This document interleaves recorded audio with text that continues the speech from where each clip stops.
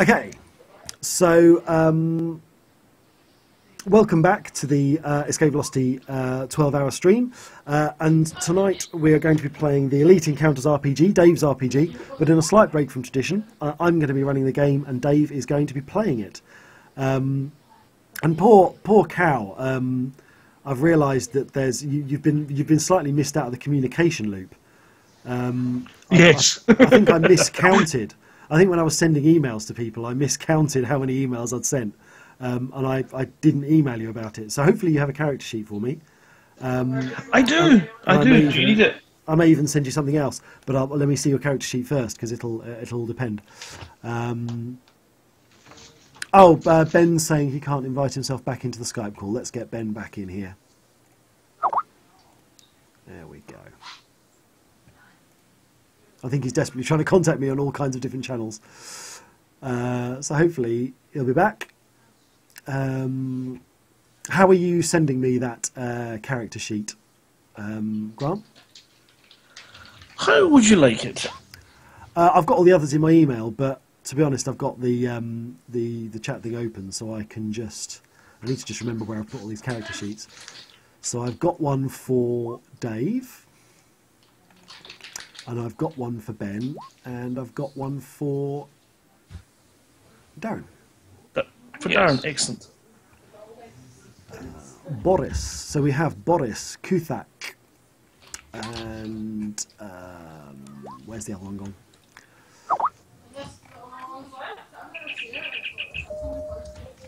Scar. Yes. And what's the one where I couldn't see the name in the file name? Liam. How very fitting. So Chris Ben's just saying that the Skype you've been trying to call is his work ID. You should call the one that's called Idlewise. Right, that's pretty stupid of me.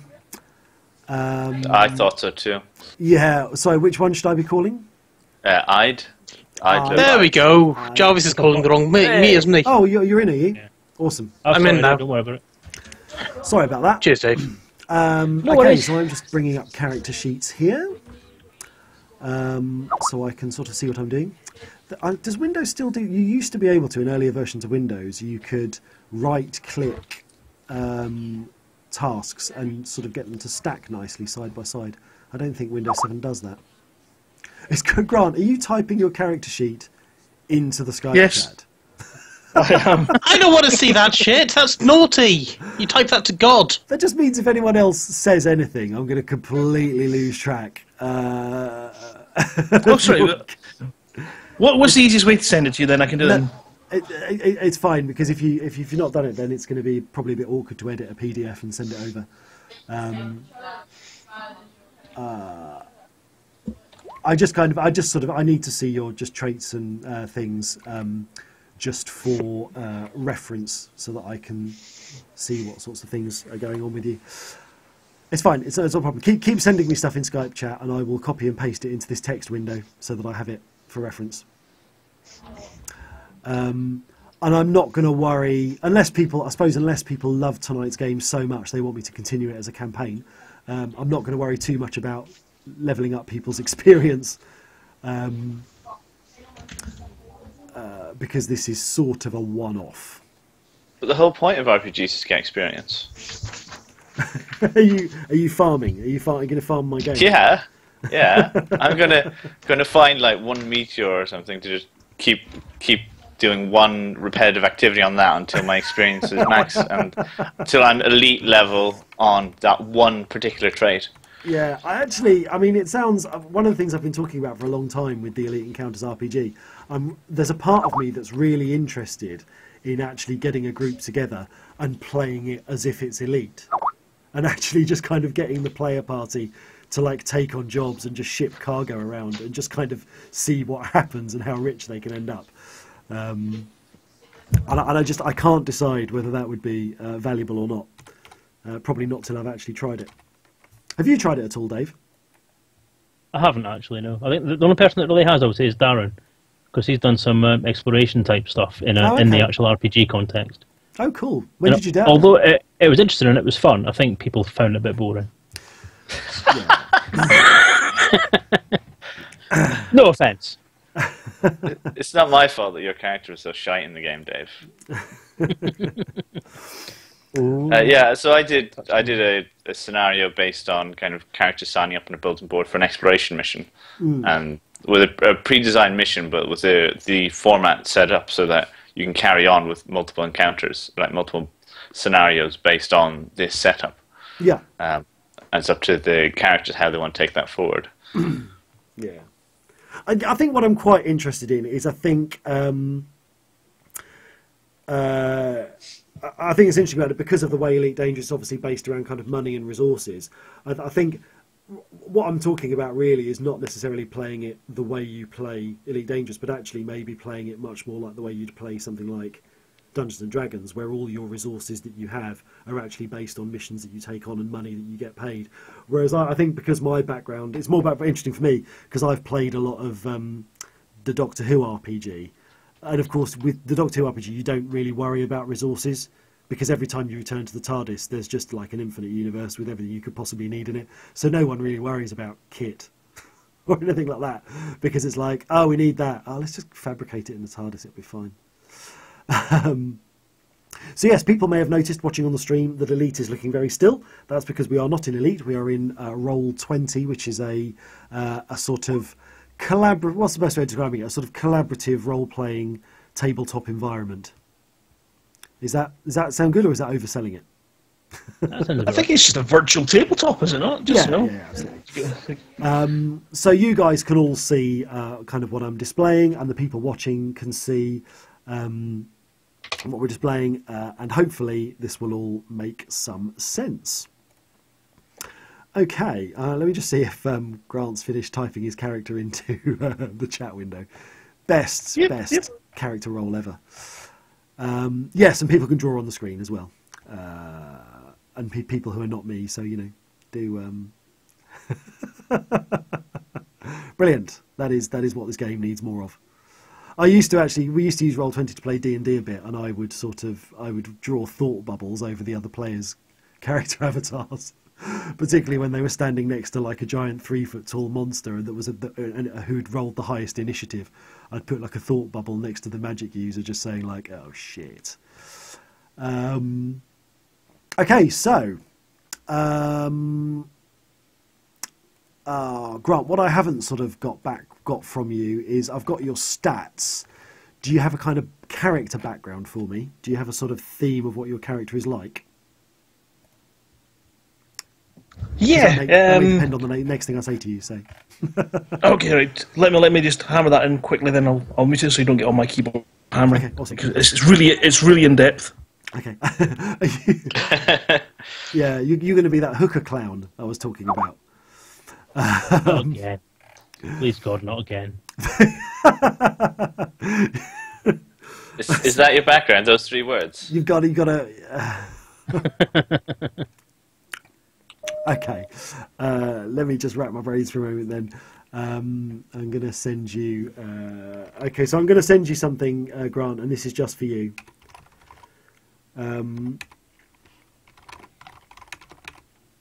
Sorry again about the Angela Lansbury typing.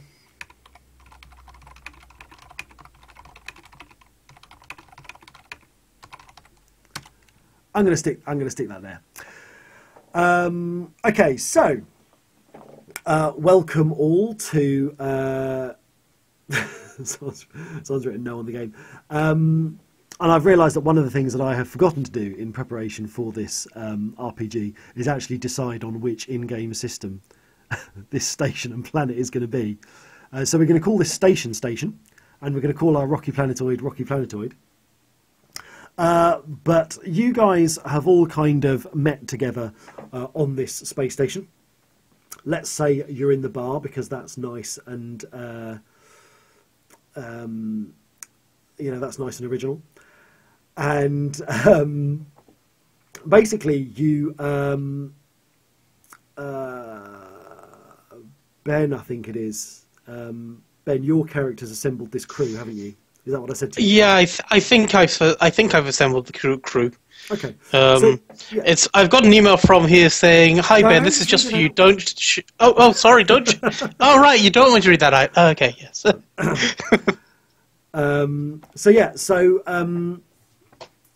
Cormac here. Was it Cormac, Ben? Yeah, I think that's my name. So Cormac Blythe has... Kuthak. Kuthak, sorry. Kuthak. Kuthak, something like that. So you've basically taken on a job. You've seen a job advertised for a salvage.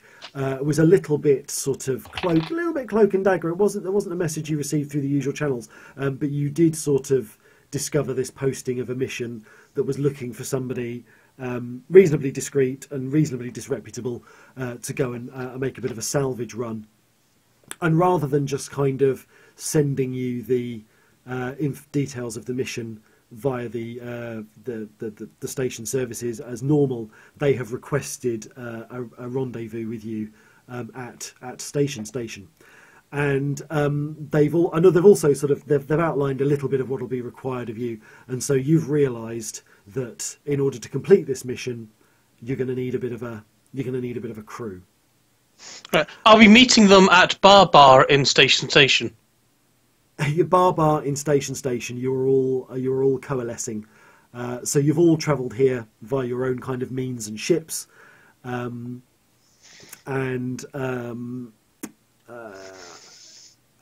basically, it would help if one of you had brought a Type 6, because that's what you're going to be travelling to the planet on. So it can either be that one of you has a Type 6, or it can be that your employer has provided a Type 6 for the purposes of this mission, which seems very generous.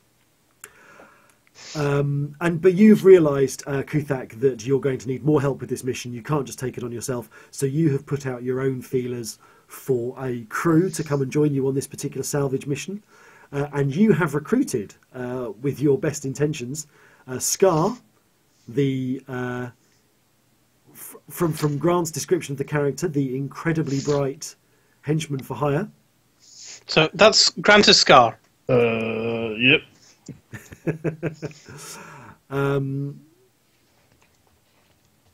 That's funny. Someone in Twitch chat has been saying they've been banned from a Reddit subreddit from posting a link to the Escape Velocity Page project. Thank you very much, Goose. I really appreciate you doing that, taking one for the team.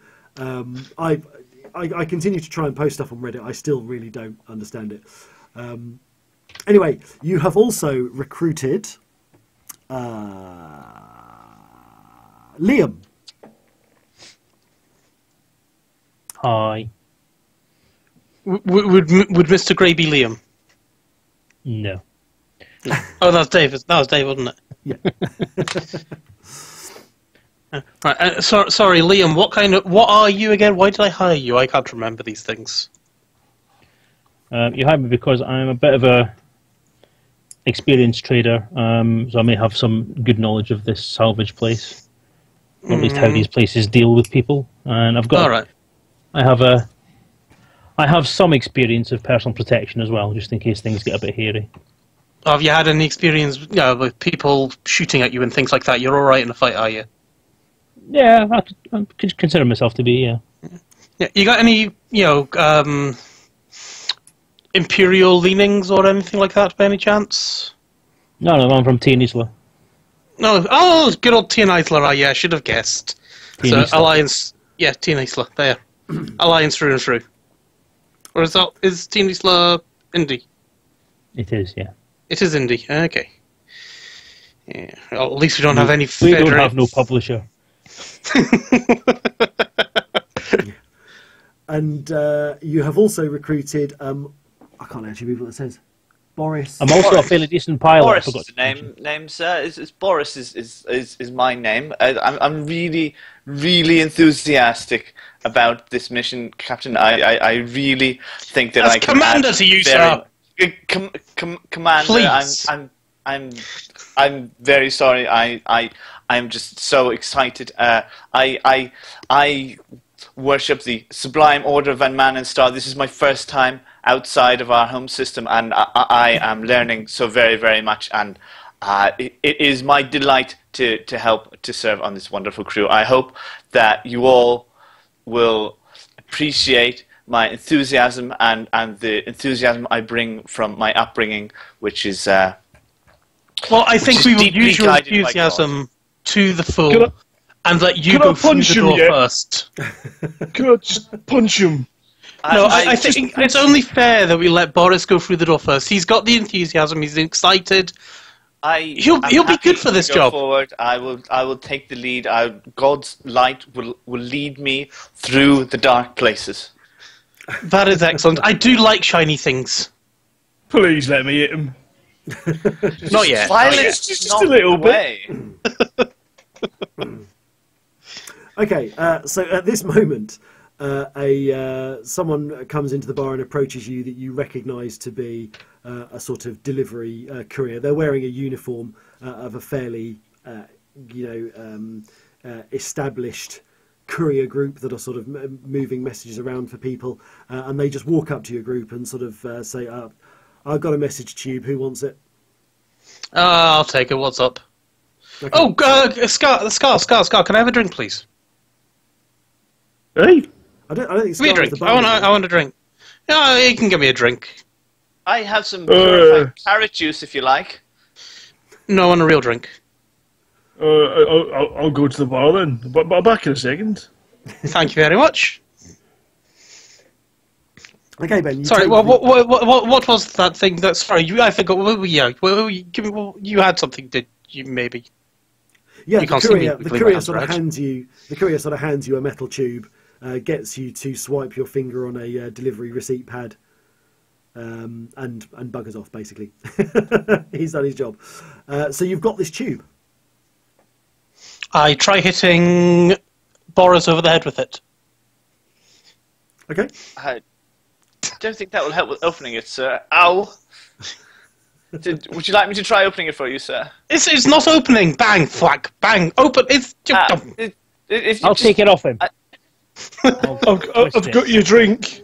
Thank you. I dropped the tube and take my drink. I'll pick up the tube and I'll open it properly. Okay, so with that sigh. Yeah, so sensible Liam recognises a communication tube, and you activate the tube, and a small local hologram appears of a fairly indistinct looking representative, and they basically outline the very least amount of information they could possibly give to you. The hologram says to you, yes, we require you to salvage some technology that was lost to us recently on a crash on the nearby rocky moon. We would be grateful if you could travel down to the planet's surface, and just the purpose of your mission is to establish exactly what caused the crash and to remove any property that might be of value to my employer. Thank you very much. And the hologram clicks off. Does it say who it's from? I've not seen it. Liam's seen it. Liam, Oh, he was cute. He was a little person. Hiding in that tube all along. Is there anything that identifies it anywhere? No, it's been kind of cleaned of all. There's not even any kind of corporate insignia or anything on the metal tube, and there was nothing about the guy's uniform or anything. But I mean, it's a message from the people that have contracted you for this job. Yeah, there's nothing else that identifies it apart from this is the same people that gave us this job in the first place, guys. Yeah, essentially. Oh, fair enough. Because of the players, GM. Yeah. That doesn't sound suspicious at all. Well, they're basically telling us stuff that we already knew. We know we've got to go and do a salvage job. It was stupid people telling us things we already know. Well, this is telling us where to go, isn't it, Commander? Isn't that No, important? I think we want to go to Rocky Moon, don't we? Right, how are we going to get to Rocky Moon? Because somebody mentioned a Type 6. I think I heard a beatific voice saying something about that. But I do have a Cobra sitting in the cargo bay, and maybe some other people have got things as well. Well, I dearly hope someone has a ship that's good for salvage here, because that's really what we're rather all about. God, do we have to take the Type 6? No. Unless we've got any other options. If we get to certain other scenes I've set up in Roll20, I'll be frantically changing icons. But no, you can go in whatever ship you would like. Well, team, I do have a Cobra which is reasonably well kitted out, or we can go in God's Type 6. Type So 6 I would probably going to be more comfortable. For the number of people, I think a Cobra will be quite squished, really. Thank you. Well, there's 4 of us, two sitting down and 2 floating around somewhere. Or we could split up. I mean, actually, Liam, I think you we should said split that the you can party fly. already. You can fly, Liam. Why don't you take the Yes, Type I 6 can and I'll fly. take a Cobra as backup? No, we'll take the same ship. It makes sense to take the same ship. You really want to lose your ship in case if anything goes wrong here? At least Okay, this we'll all ship's take expendable. the Type 6 then, shall we? That sounds like a Sounds plan. good, Cap. Do I call you Captain? I think I'm commander, but I don't know. I used to be a What about- commander many What years about ago. Skip? Can we call you Skip? Skip works. All right, Skip. Cheers. Let's go to All the right. T6. Okay, so which of you's flying this bad boy? Do you want to fly the bad boy, Liam? I'm happy to fly it, yeah. Feel free I'll then. have a go. I've never seen a ship before. I'd love to have a try. How did you get here then? Oh, I've never seen the cockpit of a ship before. I definitely vote for Liam. Then definitely, it's another vote for Liam. I'm sure I could do a really Boris, good job. come with me. Let me show you to the cargo bay. Oh, okay. Is there something lovely here? The cargo bay is lovely and big. Oh, I look forward to that. Thank you very much, Captain. Right. Okay, so I guess we toddle off to the type 6 then. Okie dokie. Things are as you would expect to find them. Your ship is prepped and ready for launch. Launch? Take Request launch off. clearance? Yep, So take us can down I, there. Can I just ask, is it one of your Type 6s? No, we don't have a type 6. Okay, so this is So this is a Type. This 6 is God's that's been- type 6. This is a Type 6 that has been provided for the purposes of the mission. So as you approach the craft, you can see that it's a nice Type 6. It's been reasonably well kitted out. It's got it's not unarmed, but it looks a little bit unloved. I mean, the paint's sort of scratched off a bit. It sort of looks like a ship that maybe you wouldn't mind loaning to someone.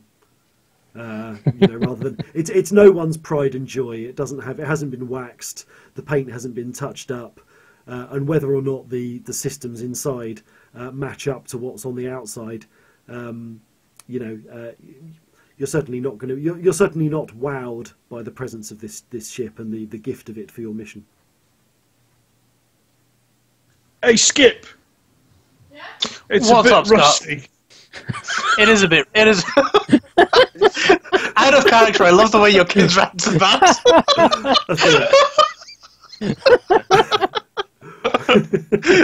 Which of your kids do you call Skip normally then? Yeah, that was a bit of a giveaway. That one, wasn't it?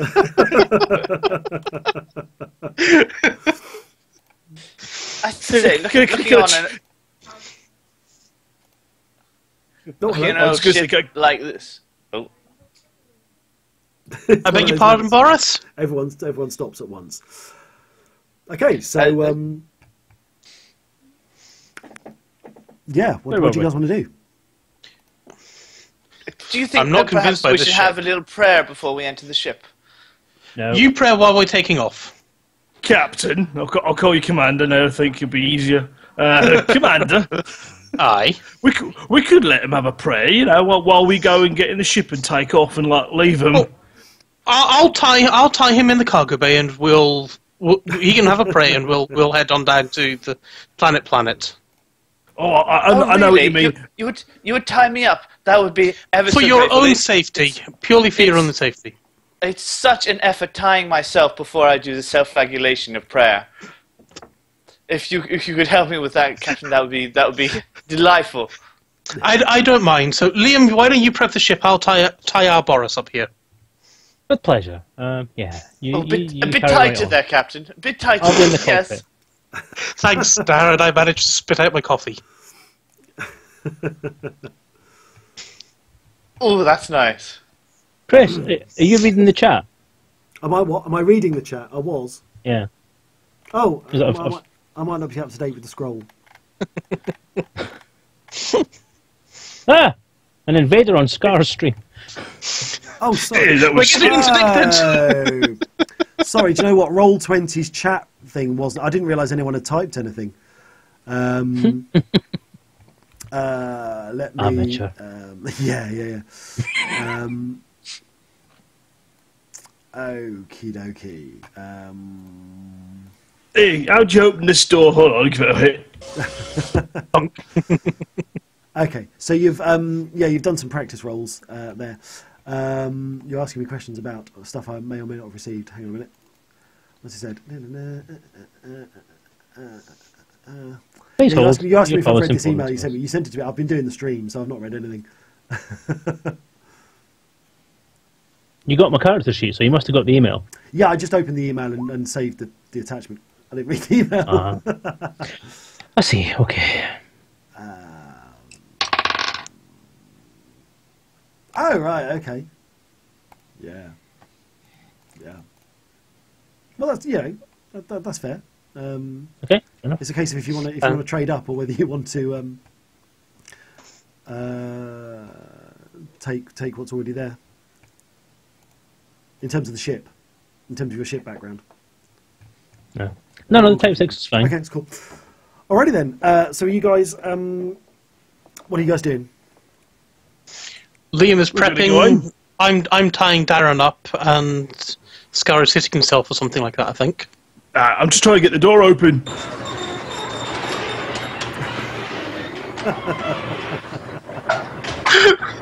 Pretty good.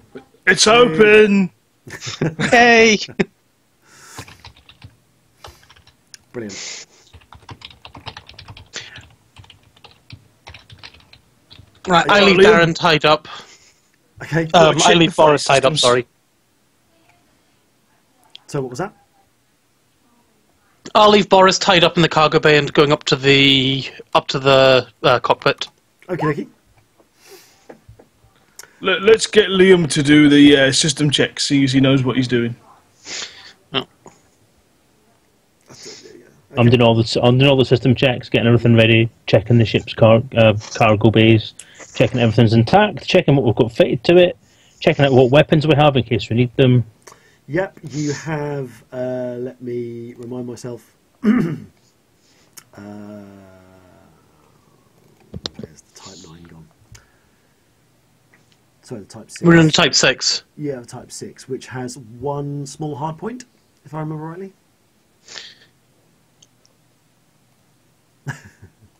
I can't remember myself, actually. No, I know. I'm trying to. Despite flying one for the last 6 months, I can't think what it has as weapons. It's got two smalls in-game. That's what I thought. I thought it had two. They're both smalls. I've never flown a Type 6. got- I was trying to yeah, it's remember got what I two smalls remember in-game. earlier. Okay, There you go. cool. Let me see if I can just find. So I'll apologise in advance, as I say, because I've been doing the stream all day. The thing that I ran out of time to do was pre-statting weapons and vehicles. So that's going to be very much on the fly tonight. You'll see me floundering. Let's search your rulebook for Type 6. Hardpoint's too small. Yes, absolutely.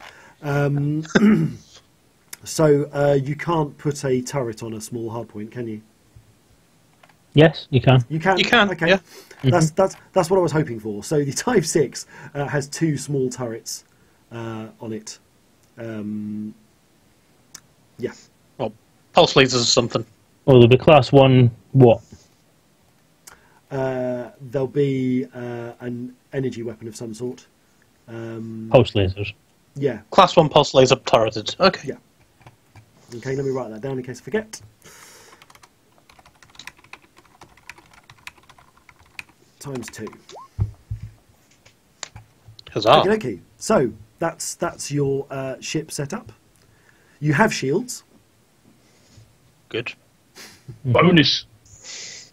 Got fuel scoop, cargo scoop, that kind of all that stuff. Yeah, a lot of the pretty kind of standard features. You've got a cargo scoop, you've got a fuel scoop, discovery scanner, basic discovery scanner. You've got quite a lot of. There's not an awful lot going on in terms of internal compartments. The internal compartments that are there have been fitted for cargo. So as much cargo as the ship can be can sort of physically contain, that's what it's been set up with. Okay, we've got a bus. But it's empty, basically. Fair enough. Right, I'm jumping in the co-pilot seat and suggest to Liam that we want to get underway when he's ready. I'm still checking out what's on the ship, but yes, I'm getting preps done. Where is this place we're needing to go? This salvage bay thing? Yeah, it's the planet you're heading for is the planet that that station is in the orbit around. So it's basically you're bussing down to the surface basically. Is it an atmospheric planet? It's not. So I don't know. This kind of feels a little bit out of scenario. But what we're doing tonight is essentially we're going to play around with an SRV landing. And if you look in your ship's roster, not that we know what this looks like, you will see that one bit of your equipment you have an SRV module loaded into the Type 6. Yay! That's a So we have fairly a big buggy. thing to miss, but yeah, we have a buggy in the bay. Don't we have 4 buggies? Because buggies seem to be one-man vehicles. We'll come to that. Okay. I'm not aware of Frontier saying that anyone's allowed to have more than one SRV on their ship. Or that they're all single-person SRVs. I believe I've not seen anyone saying they're not either. Which means we can make it up as we go along. Yay! Yay! And you know what? When I said this RPG would be escape velocity style, obviously part of what I meant was we're going to be making up in-game continuity as we go along because we haven't got the information. So that is the spirit of escape velocity.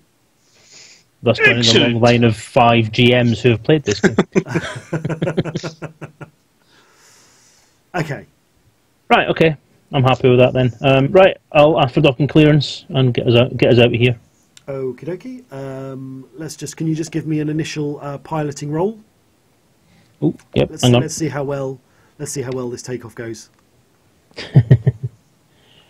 What is Sorry, piloting that roll again? Sorry, I'm not sure if I should include. I haven't actually got on the Twitch stream. I'm not sharing the chat window, so that can be a reasonably private space. But it does mean I'm not sure if people will see the rolls. So No, they won't. Mine will be on screen. Well, they should be at least. They'll roll If you've got virtual dice, but they won't. if you've got 3D dice enabled, it will do. Oh. Last time I played, I did, and I haven't changed Roll20 settings, but who knows what they've done since I was last in. So I'm guessing your piloting is. This is a test. This is a test. I don't see any virtual dice. Senses and piloting. In your settings, sensors the on. cog, you press the cog thing. There's a tick for enable 3D dice. Make sure to turn that on. Ooh, enable 3D. Oh, it's not automatically turned on. Okay, there it is. When it says automatically roll 3D dice, does that sound like a thing that I want? Take that as well, yeah. Okay, all right, okay. And while you're on there, put your video and voice on. But I think everyone's muted on voice, so we'll get video at least. Um, For your, I don't have camera on sorry this for- thing anyway. Sorry for Some of us do, though, so... if I'm receiving from others. Okay, Yeah, so I'll receive from my others, video. voice and video. Okay, and then I will possibly mute the. Oh, I'm trying to click on my OBS output. So I'm going to mute you in Roll20 so that I don't get double of everything. Yeah, Can I that's still fine. hear you? You should be able to. I can still hear you. That's good. So I'm always slightly concerned when introducing another audio source that it will disable the one that was already working. Hello. That's good, actually. I like Hello, everyone. that. And that's Hello, some very Gusak. gorgeous art behind you, Grant. Very gorgeous. Tish. It is indeed. Right, so... Anyway, back to the plot. Is it Back to the mind plot. or senses, did you say? I'm going to go with senses because flying out of the Coriolis is very much an observational task. Yeah. So I've got senses of 3. None of my traits have any effect on it, but I do have piloting. That's the right answer. What? What?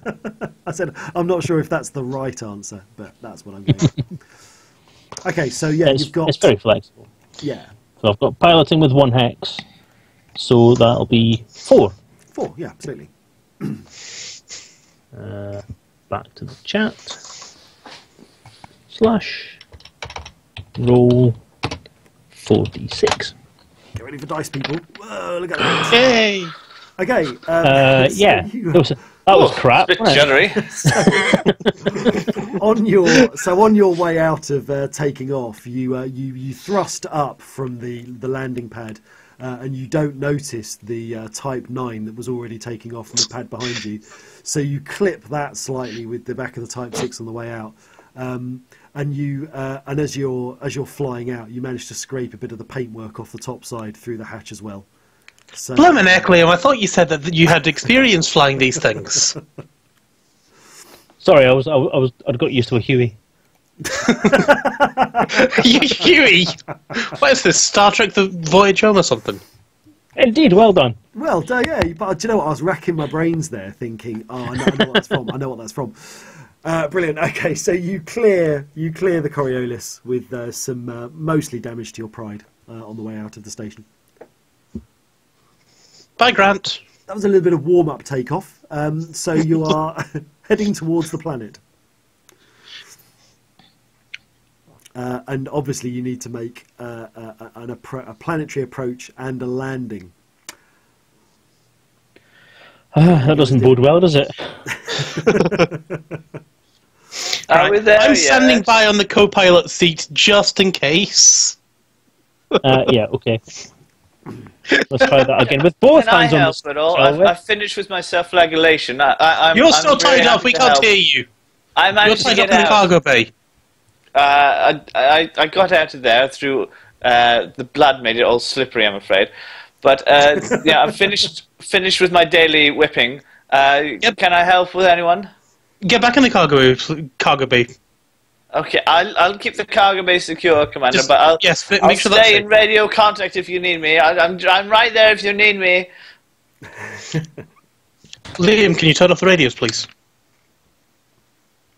Okay. Oh, I've got a cocked dice. What's it saying in the chat? What's it calling that? It's calling it a 2, I think. Almost 2, halfway 5, across each, 2, isn't it? 3. 2, 2, 5, and 3. Oh, you got to find that. Okay, so you're yeah. You again. We don't know how surface salvage sites are discovered yet. But you do whatever the thing is on the ship that requires you to locate the site, and you head down to the planet's surface, and you manage to sort of skim through the landscape, past some rocky outcrops, and you manage to avoid them, and you come up and sort of set down on a nice flat piece of ground that is not far from the salvage site. Is it within visual distance? It's within visual distance. You've probably landed, for that role, you've probably landed maybe, let's say about a click. Let's say about a kilometre away from the salvage site. Grant. Are you right there, Grant? I'm looking for it.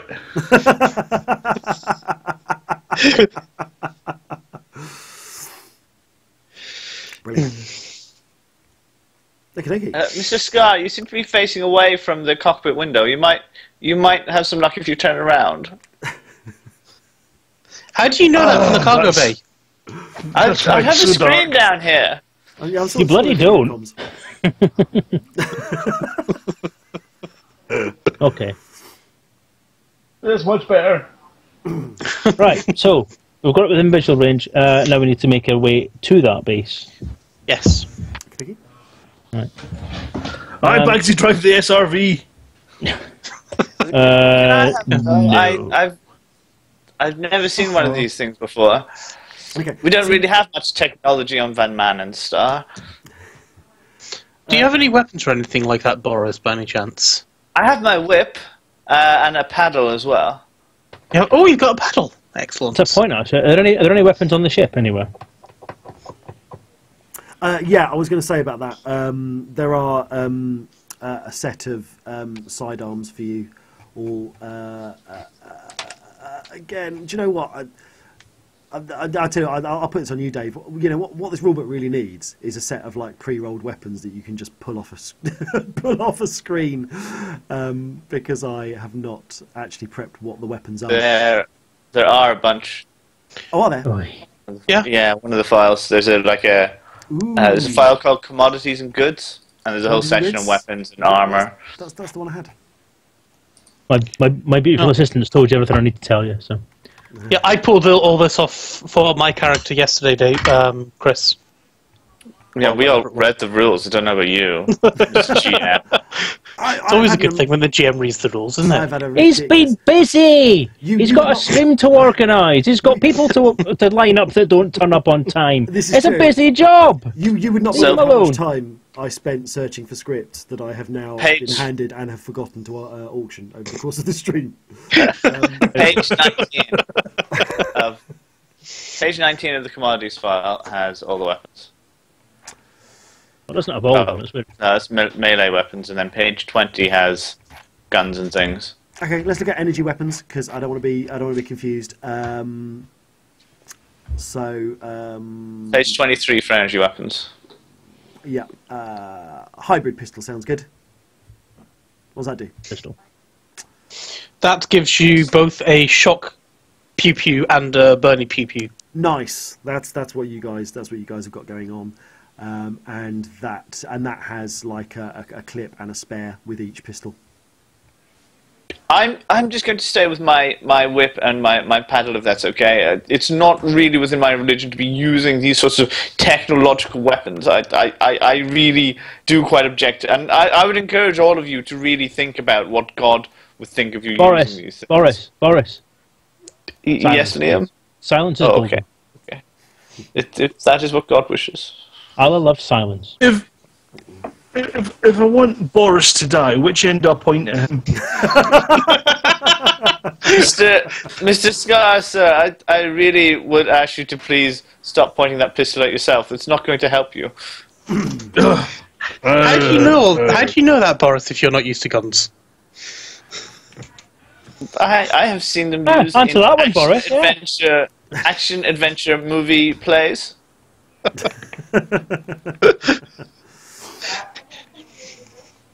Do we have any armour of any type on the ship? That's kind of down to you guys. I'm sure God will protect us all if our mission is just. now, Just- God just might what? protect you guys. I've got my armor. I've played games with Dave before. Yeah, it's true. I don't need no armour. I'm face extremely thick. Yeah, you can say that one, yeah. Yeah. Okay, so what are you guys taking? Some kind of drugs, I assume. Yeah. Well, I've got my quite expensive Class 4 body armor and face. Yeah, But you can I kind of had a bit of I had a bit of a experience and You've things. got a bit of money on you, haven't you? You're all right. Yeah. I don't have any armour. I have a little mechanical toolkit of useful little screwdrivers and things. Have you got any prayer beads? I have beads of some sort, I'm sure. Rip. Awesome. Okay. Well, I think that's Ben just volunteering to be front and centre for anything that happens.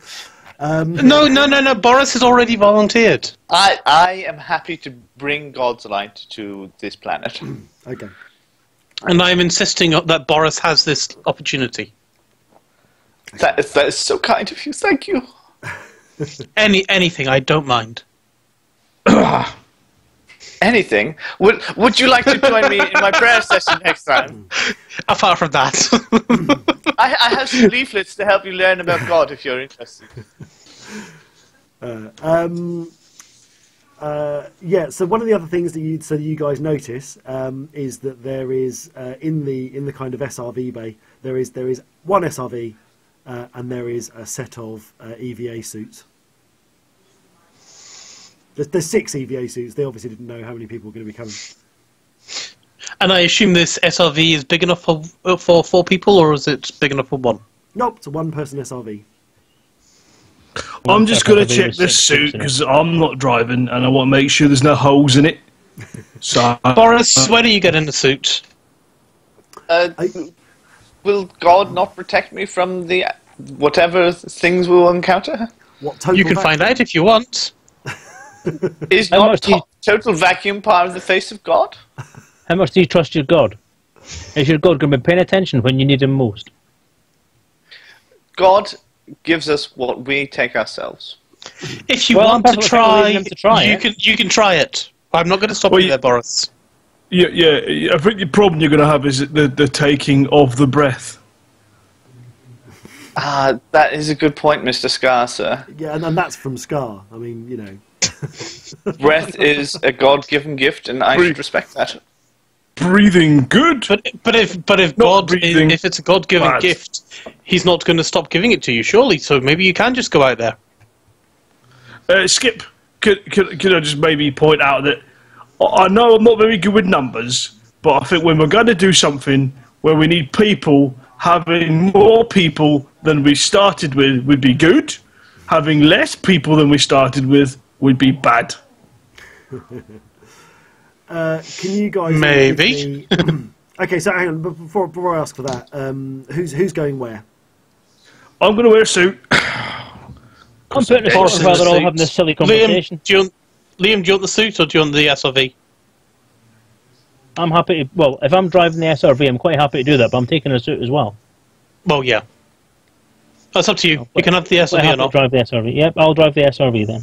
Okay, I'm going in the. I'll jump in a suit as well then and toddle on behind. Okay. Can we not hang on to the back of the SRV whilst it drives? Yeah. Why not? It Sounds might like fun. be faster than, walking. I think if you hold on to the underside or the left side, Okay. and Kuthak can have the right side. That works for me, I suppose. We can try that. I think Boris should go on the front though. Oh, really? That'd be fabulous. Right, let's get these suits on then, lads. Yeah. I've got my suit on now. I'm just going to try and strap myself to the front windscreen. I hope I'm not in your way, Liam, as you're looking out here. Guys, can you all just give me a mind roll? Oh God. Sorry, Scar. Just do a mind roll, and you get bonuses for it if any of you have experience in EVA related activities. It's basically a roll to just determine how well you How put do your I EVA suit. How do I actually perform a roll? Oh, I think it's slash roll. Slash roll. All right. Slash. Oh, yeah, we go. Would psychology help with that, do you think? Nah. I don't have a full hex anyway, so it doesn't matter.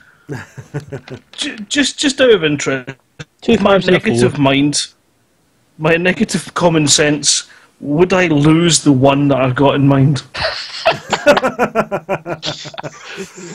No, what it does is, so I'm speaking for Dave here, but I believe what it does is because you've got negatives to things like common sense, it makes your mind tasks harder. So because you've got one in mind, you get 1 die to roll for mind checks, but actually your stupid traits actually just up the difficulty of all your rolls as well. Go ahead, Dave. Okay. Yeah, that's a bit right. There's a minimum of 1. You always get 1 to roll. But yeah, as Chris says, I'm not going to repeat it because he said it well enough. So.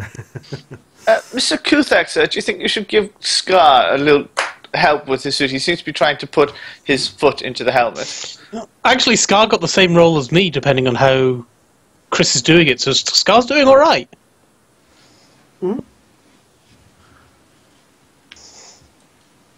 It's up to you guys. What do you want to do?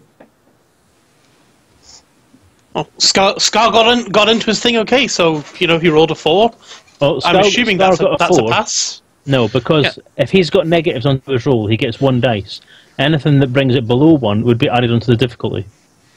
So in theory, if he's losing 1, then he has put the difficulty up to 5, so he hasn't passed his roll. Oh, right, okay. Guys, I might need some help here. Scar falls over. No, you don't put the glove up your bottom, sir. That's really not appropriate. Who'd have thought the most difficult thing I'd have done today was getting into this bloody suit? They can be tricky. Is someone helping Scar with his suit? Boris can help him. I'll be very happy to help if I do another good roll, I presume. I'm not interested. I'm trying to work out how this SRV works. I've never seen one before. Oh crap! Mr. Scar, that's your left hand, not your right hand. Still not quite figuring this one out. The zipper Somebody goes dress at the Scar. front. Boris is dressing Scar. Not very well by the look of it. No, you don't put the helmet there. No. Try again. I'm sure you can get it this time. Just put the hands in, put the legs in, and then put the arms in. No, That's not working. this is Scar. No, just your legs What you are can the notice that as a bottom GM, of your I'm always body. quite happy to let my players put themselves into deadly situations. But look, my hand kind of fits in this bit, but there's no finger holes. Yay! That's where my feet go. Hold on a second, guys. I've got this all wrong. Okay, well let's keep rolling for the hands now. No, God, I'll not take, every I'll bit. take that as Jesus. success. I will genuinely take that as success. Okay, so what are you guys doing? Shall we take it? Does this SRV look like we could hold on to it? Because I'm not convinced by the safety of holding on to them. I have to admit. I've seen Adam Woods driving. Pardon, Boris? I have some straps and things that could help, sort of things bet you for do. binding people together, sort of thing. Let's just first of all, let's just check and see that we're not going to open the doors up into a cliff. I know that sounds awfully sensible, but it's happened to me before, so I know just to say, do Dave, that. Sorry, I don't know how to reply to that. /W. What's that? Hang on. /W, is it? Yeah, then my name. Okay. Brilliant. Liam, were there any cliffs around and things like that when we were landing? I don't remember seeing any. Looked fairly flat when we were coming down. Does anyone know where we're going? That way. Towards that building that we saw on the way down, which is over there. Oh, Yeah. All right, shall we get out of here then? Shall we go? Let's go. Let's toddle off. Awesome. Yes, let's After listen you. to the man that can't get himself dressed. Yes. After you, Boris. Okay. Right, so, I'm in the SRV. Where's everyone else? I'm walking sitting behind. in Along front of your behind. windscreen. You're walking back. I am not convinced by hanging on to this SRV. I think Do you mind me sitting on the windscreen here, Mr. Liam, sir? Can you move your arse to one side a bit? I can't see. Oh, yes, terribly sorry, yes. That's better. I think I'll try and hold on at the back because I think that will be slightly easier than the roof. Oh, if we're all holding on, then I'll hold on too. Don't want to split the party. Not convinced. Just hold Don't on be accidentally really, run over either. really tight. Okay. Yeah, I hook myself onto this thing. Okay, I'll drive us to the base then. I'll try and drive slowly and carefully. Yeah, I've seen some of Liam's driving. I'm not convinced by this. You've seen my flying. My driving is totally yes, different. you're flying. It's much, great. much worse. Because as I said, I haven't actually seen one of these things before. Okay, so there's good and bad about this rocky planetoid. The good news is there's actually some pretty decent gravity on it, possibly why this ship that you're heading towards. Now, what you could see previously when Scar was looking, you can see that it is probably something like, it's like an adder or something. Yeah, we'll say an adder, and it's obviously been brought down, and obviously the local gravity has had a fair amount to do with that. So yeah, you're not floating off too much. Bad news is, of course, it being fairly decent gravity. If you let go, it's gonna hurt. So okay, let's just have a can I have a roll from you, Dave? Liam, for your driving. Could you That'll- please that'll just roll be mine there, rather actually. well, please? Or senses, whichever. Sorry, pardon. Is it mind or senses you want on this? I'm Senses gonna was go it for- last I'm going time? to go for mind on this one because Mind. you Okay, need doke. to think about how to drive an SRV. And I think I'll let you have your piloting. It's Oh, I think Frontier you are going to shouldn't, give us. but that's fine. pretty similar controls between the SRV and the ship. So I think if you can fly a ship, you can probably drive an SRV. I'm going to be fair. Hey! Okay, It's lovely smooth drive here. Yeah, it's a very good control drive. 5-star drive. I think for that kind of skillful driving, I'm not even going to make the others roll to see if they hang on. That was good. Can I have a cup of tea for that? Okay, you get about sort of halfway of the distance to the crash site. This crashed Adder, and I've forgotten names again. Boris, you find your breathing start to become really, really laboured, and you're feeling really, really uncomfortable. Oh, I'm slightly worried about what we're going towards here. Do you think that perhaps, it's quite all right for us to be doing this? As time goes on, you realise that perhaps your shortness of breath has less to do with your trepidation about the mission and more to do with the fact that your suit appears to be emptying itself of air. I wonder if now's a good time to pray. Friends, my suit seems to be running out of air. Does anyone know how to fix this? Actually, I do, maybe. Would you I think I've got a stapler. That I would love to see. Right, I suggest Liam, do you want to stop the ship, stop the SRV, and I'll have a look over Boris's spacesuit, looking for any holes and things like that in it. It's getting rather cold, chaps. I'm going to check my suit as well. Yeah. I'll stop the SRV and check around my suit just to make sure it's intact. Right. I'm probably not spacecraft maintenance, but I'm assuming that's not. But I'm fairly good with my hands and things. I'm just going to check, Ben, you cheating bastard. You've got in your character. I've got sheet- spacecraft maintenance. No. You've got in your traits. You've got 4 positive abilities and 1 negative ability. That's what it. I thought that 1 negative. I thought gave you 2 positives. It could be a double negative. Make it a double negative. I'll sort them out. I thought it was 1 negative. I thought it was 1 negative gave 2 positive, but I could be wrong. Is it one for one? It for does. one? No, it doesn't give you 2 positives, but because you're removing 1 positive and turning it into a negative, it gives you that positive back plus an extra. So yes, you can take 1 negative and have 2 positives. Oh, okay. So that is right. That's good then. You can have a maximum of 6 traits because you can swap both positives for negatives and then get a total of 4 positives in return. I'm with you. Sorry, I'm confused. I'm thinking Doctor Who rules, which point your stats slightly differently. So You're obsessed with this Doctor Who crap. Stop it. It's a rubbish game. My game's But much from better. what you said, Chris, you said he's got 4 positives and 1 negative. Yeah. Yeah. Should only be 3 positives and 1 You negative. should only be able to have. That's right. Yeah. You should only have 3 positives. Should be 3 and 1 or 4 and 2. Yeah. Or 2 and none. Yeah. Yeah. I knew there was something So- like this. So double is negative. Oh, Give do that, give him a negative of your choice, GM. That's what I would do. blatant Make it suit casual examination. racism. Yeah, you can give me casual racism, you Welsh bastard. Skipper, if you Exactly. check over, I'm not well. if you check I know you're not. Okay. If you check over the front of his suit, I'll check the back. Well, if we just spit on It's a him, scar. Not so hard. just spit on him, and if it bubbles, Look we for any know that's where bubbles. the leak is. Yeah, How are we going to spit in him with the space helmet on?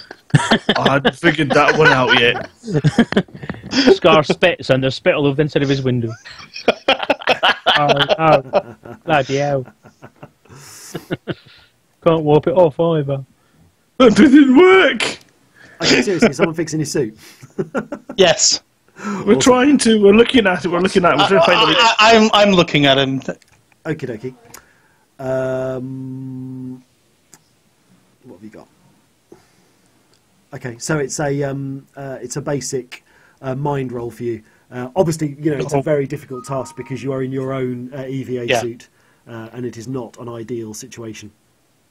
Maybe I shouldn't have bothered. I love fact Scar keeps rolling, despite the fact it's not his challenge. That's brilliantly in keeping with your character. I was helping. I am standing and watching brilliantly. Actually, you're not standing and watching brilliantly. You're standing and watching terribly. I'm actually almost tempted for that role to make Kuthak's task that little bit harder. No, you're actually hindering him. Scar, what are you doing over there? Yeah. No, you missed a bit. No, No, that's fine. It's all. You spot the error with how. Oh God, I'm shit with names. Boris. You spot the error with how Boris has put his own EVA suit on, and you correct it for him, and soon the suit pressurizes properly. Ah, damn it! I was wanting to fix it with some gaffer tape. That might be the fix. Okay. Never underestimate the power of gaffer tape. Damn right. Liam, is your suit all right? Is it, GM? Yeah, everyone else's suits are fine. Boris actually really did help Scar with his own suit quite well, but just he looked at the speck in his brother's eye and neglected to notice the log in his own eye, and the rest of you all managed fine. All right then. Fair enough. Okay. Let's get on to this. Let's hop back on again then. Okay, as you start moving forward, you notice a small hovering shape flick upwards from the wreck of the Adder and start hovering towards you. Oh, This crap. will be a skimmer. Does this SRV have weapons on it? Yes, it does. It has a... Awesome. I'll fire up the guns then. Should I move out of the way of this laser thing under my feet then? What does God tell you to do, Boris? I think I'll just move slightly up the vehicle if that's all right with you, Mr. Liam, sir. Is there any obvious cover around, Mr. God? Okay, are you still moving? Yeah. Yes. Okay. Okay. Boris, can you just roll, because the SRV is in motion, can you just roll a body? Let me find your character sheet. Yeah, if you can just roll, if you can do a body roll, it doesn't look like you've got anything that necessarily Oops. helps with it. Oh dear. Oh, I did the wrong... Sorry, I should roll another... Yeah, roll So- another one. You don't, you're not... Hey! Phew! Just Saved!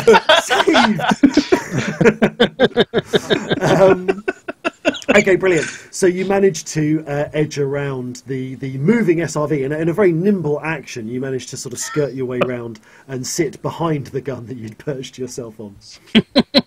Oh, it's nice and warm here. Okay, Liam, are you taking the battle to the drone, are you? I am. I'm kicking some ass. Okie dokie. So this would be your... you got your senses and your marksmanship. If it's a combat roll, it's mind plus senses plus any related skills. Oh, do you know what? I thought that was a typo. So you actually combine two of your aspects together for some rolls, do you? Why would it be a typo? I added an entirely new thing. and a whole stat to the whole system, consistently through the whole book, and it's a typo. No. No, I was just thinking that's quite a lot of power to be rolling. That's what I'm thinking. It's usually when it's contested, because Okay. combat is expected to be contested. So your drone, well, even though it's automatically piloted, it will have some way of defending. So Yeah, it would have a it'll negate- simpler roll in response. Yeah, it'll negate So some of your successes. Yeah. Okay, that's cool. Basically, Yes, what you have is if the mind and the senses and the relevant skills are added together to make a dice pool. Some of that dice pool can be used for offense, and some of that dice pool can be used for defense. So if you want to try and make any maneuvers to try and get out of the way of any returning fire, then you reserve some dice back for a defensive roll to avoid. Okay, that makes actually an awful lot of sense. Okay, awesome. Thank you. I'm glad we've got your approval. Whilst Liam is doing that, I remind him that he's got 3 people hanging onto his SRV, and if he wants to slow down and drop us off in near cover, might be a good idea. It's a bit late for that now. You had a good chance. No, I didn't have. You had plenty warning. The guns. While heads you're up, saying the GM that- was talking a lot. Yeah, but I didn't want to interrupt the GM. Don't make me make you guys roll to see which of you are inside the shield canopy and which ones are outside the shield canopy. Okay, yeah, go for it. Go for it, Dave. Give me your. So I've got mind Take plus one. senses plus marksmanship spacecraft of 1. So I've got 7 altogether. Yeah. I'm going to use 3 for offense. I'm going to keep 4 back for defense. So 3d6 for the attack roll. Have you got 7 in total, haven't you? Yeah. I'm keeping 4 back for the defense in case the drone tries to shoot back at me. Oh, sorry, I thought you said 3. And does the just a clarification then? Does the drone make the same sort of roles as players? I.e., does it have its own task pool that it decides how much to commit to attacking and evasion? This I'm going to have to make up on my own because essentially it's going to be using a kind of AI. Yeah. So it would have to have a kind of automatically generated way of doing the piloting role. Yeah. So is it actually a completely artificially controlled method, or is it remotely controlled by someone else from No, somewhere? it's an AI drone, so it's whatever the computer can kind of cope with. Well, it would have an equivalent. It would depend on the power of the AI or the power of the intelligence. So just get an average of 2 and 2, which is the sort of average person stat. Okay. Is a mind of 2 and a senses of 2 and no additional skills. I'm guessing it would have a targeting software that is the equivalent of marksmanship experience. Yeah, that's a good assumption to make. Yeah. Okay, so the yeah, I know that skimmers are meant to be controlled by humans. This one's not. Just a curious, sir, is there any reason why a salvage site would be patrolled by these flying metal things? There are Really want many to talk reasons. about that in the middle of a combat situation? Well, I'm not doing much else. It might just be that that's what they were transporting. Whoever gets Oh, more that's a very successes good is the idea. victor. Okay, yeah, that first one was your attack, was it? It was, yeah. Yeah, that's fine. So you hit the drone Yay. with a shot and strip away its shielding. The drone, obviously not a very expensive model. Your defensive rolls will not be necessary. It's firing into sandbanks near you. It's not really too concerned about hitting you. Okay, doke. Okay, and you're still going. Are you? Okay, yeah. On the basis of how terrible its shot was, you don't bother trying to evade. Yeah, I'm not overly worried about trying to slow down or anything either, because if that's what it's going to send against us, I'm not overly concerned at this point. Yeah. So I'll just communicate to my brethren that I am going to carry on. Okay. Make sure to kill the thing. Kill And the if you metal want- flying thing. And thank you to all those people who are still watching us and still in Twitch chat. There's a little part of me that was amazed we still have audience. Thank you for watching. Just as a reminder, if you've joined us recently, today is all about escape velocity. We're sort of celebrating that by playing the Elite Dangerous RPG Elite Encounters tonight with Dave Hughes, the author of that RPG. Today is about funding Escape Velocity, and if you head to the link that's at the top of the Twitch video, patreon.com/Radio Theatre Workshop, if you're a fan of Escape Velocity and you want to back the series, you can do that there. Just as a reminder to people, if you're searching Patreon, there is an Escape Velocity podcast that is not me. There is also a Chris Jarvis that is not me, so do ensure that the page you're looking at has Elite logos on it. And we are currently pushing towards our last, for the moment, milestone, which is to try and get funds together to have an artist produce some original Escape Velocity art. So rather than kind of rehashing concept art and screenshots, as I've been doing up to date, this will actually give us some kind of great new stuff. And thank you so much to everyone so far today that's supported the Patreon. And we are, after today, we'll be ready to go to start the ball rolling to produce more Escape Velocity. Yay! And thank you all very much. Sorry, back to the game. Did I miss a roll? No, I didn't miss a roll. Are you doing it? You're attacking? Yeah, are we deliberately on a black screen, by the way, Jarvis, or are we meant to have a scene for this? I thought if I dragged, because the Twitch people On the can Twitch, see it shows the scene. thing. Why You've would got I it in not a be able you've to got it in see a layer that only you can see. You've got. Oh, is it You'll have turned to on fog make of sure war? everyone. No, it looks like you may have just put it on a layer that no one else. There you go. There There it we is. go. Ah! Hey. Yeah, sorry. Hey! Roll20 uses this fog thing, so I could reveal like Oh. parts of the image, and I didn't, because it's just a static scene, so I'm not particularly bothered about fog of war. So That's why I'm Fine. not going to get into Fog of War tonight because it's way complicated. Yeah, I've not used it at all yet because it's just far too much. Yeah, I think if you're like a Roll20 supporter and you get cool things like light sources, you can create some really amazing scenes. But I'd rather just roleplay, to be honest. Go for it. Purist, I like it. Yeah, so I'm going to say to them, if you guys actually want to... Oh, here he goes. If you guys want to get off, I'm quite happy to slow down and let you slip off. Nah, keep on holding on. Let's I keep want to holding stay and see you on. kill the shooty thing. Kill the shooty thing. It looks dangerous. Fair enough. I'll carry on then. Go for it. Are you doing the same distribution of dice, or are you going to mix things up a bit? Yeah, I'll make that fairly standard.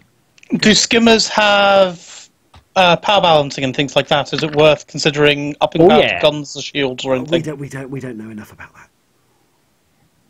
You mean the SRVs? Do SRVs have power management? Yes. Yeah, they do. Yeah. Okay, yeah, that's looking good. Let me roll what this is doing. Oh, just, Joe, if I could spell roll. Does help. this would go a lot quicker. Roll the die. Ooh. Oh. Okay. Hey, nice one. That's an eexy peexy one. So remind me, successes. Dave. So if the okay, so you're going to need to roll defence. So I've got 3 6s basically. Let me just make. No, not yet. That essentially means He avoided. no. No, because because you're it's both rolling 3. attack. Yeah, it's 3 successes each side. Yeah. And in that sort of situation, I'm sorry to say for everybody that's on the RV, it means the highest roll, the highest actual physical number of the success rolls added together wins. Oh, okay. No, I thought Okay. this SRV. I thought this drone's attack roll was going to be versus whatever you roll for defence. That was my understanding. Because so we've just done 2 shooting rolls. Shit. Yeah. Sorry. Yeah, that's Yeah. a totally different. I think a totally That's different cool. system. Let's Go. It's only your game, Dave. We'll worry about it. That's yeah. That's the thing for miniature combat, sort of in a space sense, when you're Yeah. doing the sort of old game style way of doing it. Yeah. But narratively, when you're doing it to contested roles, it's actually different. Yes, you're right. Because it's an eexy peexy one, it means that you don't hit, Yeah. basically. Or I don't hit. Sorry. Okay, so the skimmer has rolled a 4 in defence, which is bad news for the skimmer. What have you rolled to deal with the incoming minute. laser bolts? I'm confused now because the 455 was my attack roll. Yeah, that's right. Yes. And the 6, 6, 6, and 1 was the skimmer's attack roll. Right, no, that should have been your defence roll. Because if I'm doing an attack roll, you have to do a defence roll. Sorry, I thought I was just rolling a dice pool, and then we were. No. You have to declare which one you're doing. If I'm doing an attack, I'm using 3 of my dice as an attack and I'm keeping 4 back for my defence roll. What you're rolling is if I roll my attack, you have to then roll your defence. So I thought combat was being done simultaneously here, so you were both shooting and evading at the same time. That was. It is to an extent, but you have to separate the rules out. The roles out, or else it just gets confusing. Yeah. So you at random declare, or you have some kind of initiative thing that says, right, okay, such and such goes first, or such and such goes second. Okay, all right. But whoever it is that's rolling the attack, then the other person has to then do the defence first. Is But this you it's trying considered get to away be from side my by sixes? side. Well, no, because I'm not evading anything. Because I was still under the impression that it was an attack roll. That I was making an attack roll, you're making a defence roll. Oh, okay, all right. We'll do it that way then. Okay, so you miss. Yeah, I miss. And the buggy has blown 4 of its dice on defending, and it has then rolled 1 to counter attack, and rolled a 4, which isn't enough to hit you guys anyway. So don't worry too much. I won't bother making the defence roll then. Okay, Keep on Go charging again. on. go on then. Go again. Right, so am I rolling an attack again now? Roll an attack again, yeah, and I will roll defense first. Oh, that's not very good.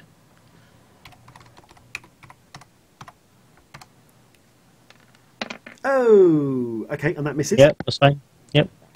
So I No. will roll counter attack. So the skimmer is. And I'm defending. Where did my other dice go? Okay. Oh, that's not very good. We've been That's- hit. It's good enough. No, because I thought the skimmer rolled a 5, which is the hit, and you've rolled 1 6, which is the defence. So, or do you pair off each of the dice? No, you don't pair off each of the dice. It's 4 or above is a success by default, unless you've increased the difficulty. I know. I was making it. I was increasing the difficulty because you're removing target. Right. Okay. In that case, yeah. In that case, it's 1 each. Tank. Yeah. Right. In that case, yeah, it's 1 each. You miss as well. Go again. This is exciting, isn't it? Isn't it? Everyone one again. Miss, I'm guessing. Is 4 a hit or is 4 a miss if it's 5 and above? Is it 5 and above for me as well? No, it's 4 and above. The drone is basically just kind of hovering there. Right. Okay. So I've got 1 success. It will roll. It will roll a defence. A defence just to see if it can jink out the way. Should we try and charge it? Which it does. That's basically what we're doing, I think. I hope everyone's appreciating. Charge through it. I hope everyone's appreciating this graphic here, which is taken from genuine SRV combat. It's the detail that I love. Just that attention to detail is brilliant. It's like I'm there. I'm there. Okay, I'm going to roll the counter attack. Yeah. No, I looking keep good for rolling me. 4d6. I can only see 3 dice. Oh, okay, and that's another miss. I was expecting this to be more decisive. Next round. Are we getting closer yet? How far away are we from this thing yet at the moment? That's true, actually. By the time, do you know what? By the time you've been doing all this shooting, you are practically in the cargo bay of the Adder. No, you are drawing very close to the wreck site. Is that your shoot? That's my shoot. Yeah.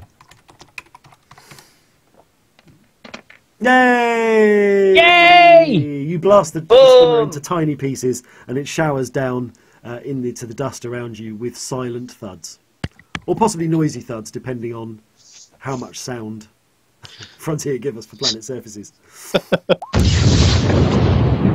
Oh, very nice. Thank you very much, Grant. Man on hand with sound effects. Okay. The skimmer is in pieces. You see looming up in front of you the wreck of an Adder, sort of fairly nose down in the dirt, but not sort of perpendicular. It's just sort of a bit of a sort of. It's obviously crashed somewhere and bounced and come to a rest in a fairly sort of deep dust bank. Is that an Adder being drawn? Do you know what? You might as well draw an Adder. I was because there've been such impressive It's like a images whale. from Frontier streams showing these wrecked ships kind of sticking out of the sand. I thought I'll be able to find an image of a salvage site with a crashed ship. No, I couldn't find it. Shocking. Okay. Right, we're at the crash Adder then. I draw to a gentle halt next to the Adder and say, right, let's get in there. Let's look around the Adder first, I think, guys. Just check it out and things before we just dive in. Is there any more of those droney buzzy things around? Just the one. Just the one that blew up. Yeah. Yep. Any obvious control towers or anything like that? Should we maybe burn its remains in case it comes back to life? It's not a vampire. No, it's pretty much burnt. Are you sure? It's not coming back. Okay. You can sit and guard it if you like. Just inspect the hole. I don't want to be near it. There's no radiation coming from this wreck, because that would be bad. And Ben, Kuthak, Skipper, stop doing the splits. I'm just going to have a little check of your character sheets a moment. Yeah, Liam, it's all about you. Can you, if you're assessing this wreck of the Adder, can you just do a? You've got your criminology experience. Can you just do me a mind and criminology roll? Was that me? Yes. I was too busy drawing, sorry.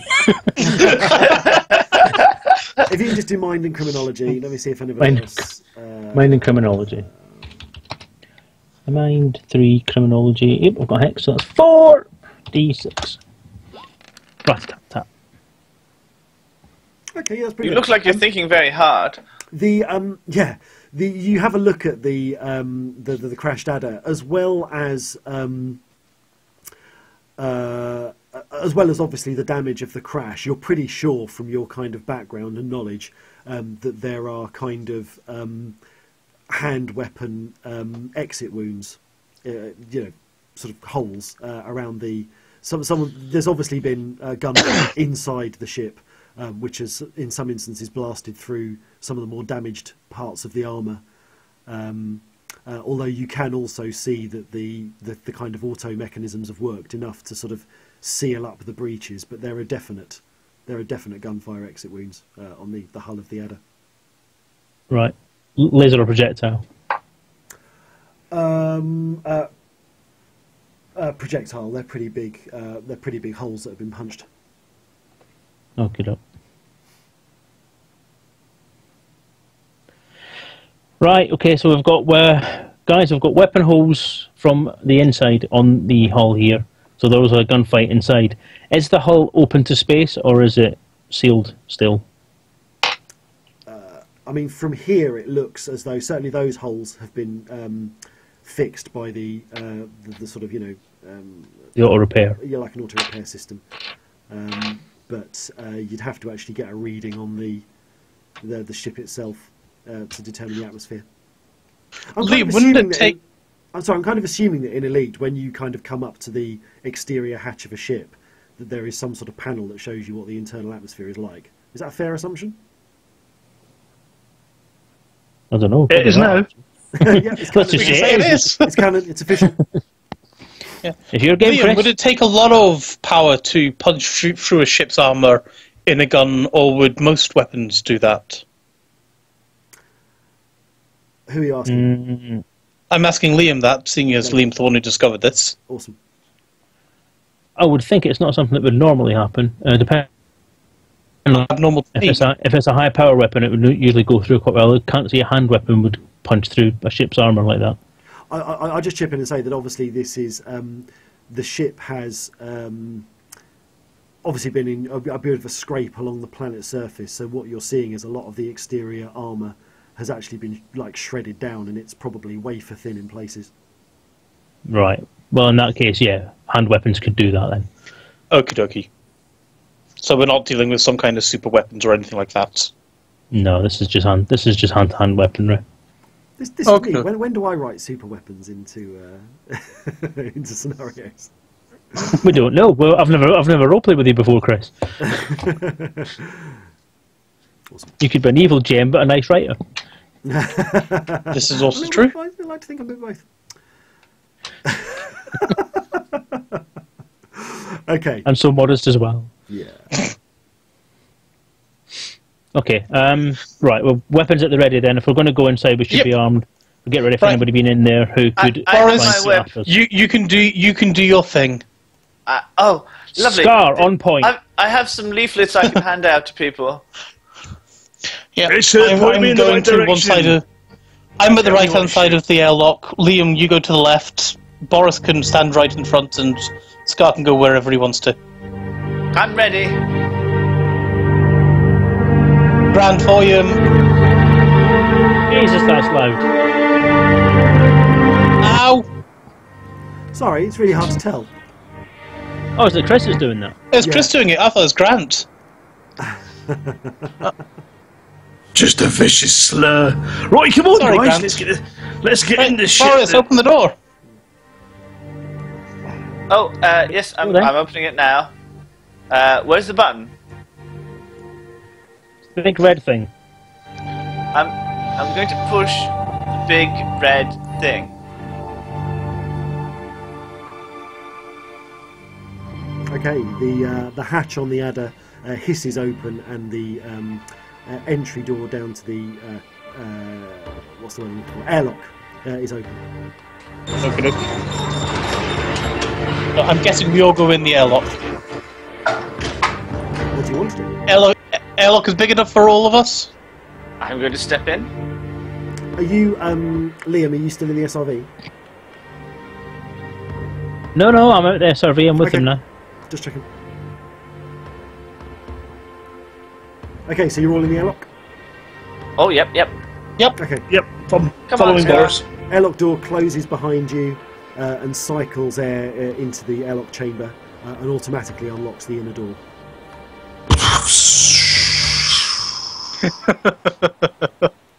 Nice sound effect. Okay, now this is a terrible scene I have drawn together for you guys. So let me just, because now you guys have actually joined the group, I can potentially. Oh, it doesn't really matter. Well, At the moment, I purely can't see representative. anything. It's purely representative. You- Still got Fog of War on, I think, or whatever. Roll 20. Why do you hate me? Oh, actually, hang on. There was a good reason for that. Which I nearly forgot. So, people watching the stream will be able to see it. Yes, they can. Yeah. Right, so we don't look at the stream. Oh, should we stop looking at that? Okay. No, it's cool. It's cool. I just try and be discreet with my view. Okay, so you find yourselves in the sort of rear bay of the adder. Floor's a little bit sloped, but not too bad, not so bad that you can't get around. Okay. It's very dark. Has anyone got any lights? I open my eyes. Not going to crash me with that one. I'm assuming that the players have their eyes open. I think I have a torch here somewhere. Well, wouldn't our suits would have torches on them as well, I'm assuming. Yeah, I'm going to say the EVA suits will probably have shoulder flashlights. Yeah. Maybe someone should get up to the cockpit and just check out the ship's systems. Maybe put some power on and get some lights on in here. It'd be lovely. I'm really You surprised. could look for a light switch. When Boris says he's got a torch, I'm imagining that he actually has like a flaming torch. I'm sure I do. Okay, what do you do? Right. I think we should Lights. quickly scan through the ship, looking for enemies and things like that before we actually go and nosy around in crates and everything like that. Doing a security scan sounds like a good idea, Captain. Yeah, I don't trust things that got skimmers and so on. And we'll work our way up towards the bridge so we can turn the lights on. Maybe. Okay, Excellent idea. So picking your way around with your shoulder-mounted lights, you can see the bay itself is fairly empty. There's a few scatterings of bits of ruined equipment lying around. You can see in the centre of the large open space you're in that there is a metal staircase leading upwards into the ceiling. Let's... Boris, you stay guarding this metal staircase. We're going to move forward. Right, don't you move anywhere, staircase. I'm watching you. And we're going to move forward carefully. Okay, I'm just trying to remember what I've done with something. Oh, it's over there. Okay. I would move myself, but I can't. Let's go over there. Over there this where is that deliberate, something Chris. is. What's that? I don't know if it's deliberate, Chris, but we've still got a completely black screen. Oh, really? You shouldn't have. No, Yeah. Dave, scroll down, mate. Oh, you Scroll down. might be looking at the wrong bit of the map. No! Yep, I there think it there's is. something Sorry. I So- can do to kind of... Oh, we have a little You know, light. we go something like in that kind of neck of the woods, you know. I thought there was some Going button from I could cover to press on cover. here to direct people's attention. Is it that? Ooh. You can ping. You've still looking at the right bit of the screen, though, haven't you? Yeah. Okay. I'm just going to kill the. No, that's fine. It's all good. Captain, Right, what are you guys Captain. doing? Kill who? I reckon if we go over, I can't do anything. I can't make it go boom. I can't make it do anything. Which one's me? How'd you make? I don't know it, who's... Chris, you need to Press and release hold. the control of each character to each individual person if you want them to be able to use them. I do. You guys want to move these things around here? No, that's cool. You can if you like, it's just we don't know what way to do it, you know. I'm fine that's drawing cool. my own again. There we go, Boris. Keith back. Oops. Boris has vanished. Oh dear. How do I undo? Oh my god. Yeah, it was better. When you give players, this is what happens when you give players control. I'll draw a new Boris. It's okay. Literally, where has that gone? Have you Control sent Z. it to another layer or something? Control Z, Darren. Doesn't work. It's not. Oh, It's okay. I've got a new person. Yeah, you see, this is why I prefer to roleplay than give people tokens, because this always happens. Are you just under one of the other players or something? I think I deleted it, but I can't. Well, we undo can. it. We can roleplay and say we're moving forward through the ship carefully while Boris stays and looks after the staircase. Okay, let me see if I can find that token again. Which one is it that's gone? There we go. Right. Try not to break this one. So yeah, the eagle-eyed among you might recognise what these little avatars are from. Prizes, no actual prizes, but you know, fun kudos if you know what they're from. Okay, what are you guys doing? Roll 20. That's what they're from. They're not, because I made them myself. Yeah. Yeah, we're still moving forward through the ship. Yeah, we're doing a sweep. I'm just hiding behind these crates for protection before we move on. Okay, so this We'll move on the kind of the level that you're on, the exit from the cargo bay to the rest of the corridor has been I haven't put it on. It's been sealed by a bulkhead. There's a sort of Let's open at the bulkhead then. let's what? Laser squad, that's what it is. Oh, Can we open this bulkhead door? But not quite. Looks excoming. Nah, keep going.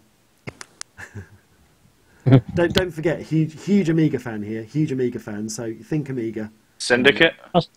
That's why I was thinking laser squad. Yeah, very similar to Laser Squad actually. This is what happens when you use Roll20 to make maps. This is what people do. Okay, so the door that is up here, you can't see it. I should probably draw it in. I'm going around this staircase and it's not doing anything. I'm going to colour this in. Why can't I draw? Oh, there we go. So there you go. There is a Ow! there is a sealed bulkhead stopping you getting into the thing. Sealed. Like It's like a big. There's no kind of- panel that we can press to open and things like that. It's like a big emergency bulkhead. There is a control panel to control it, but the power appears to be off.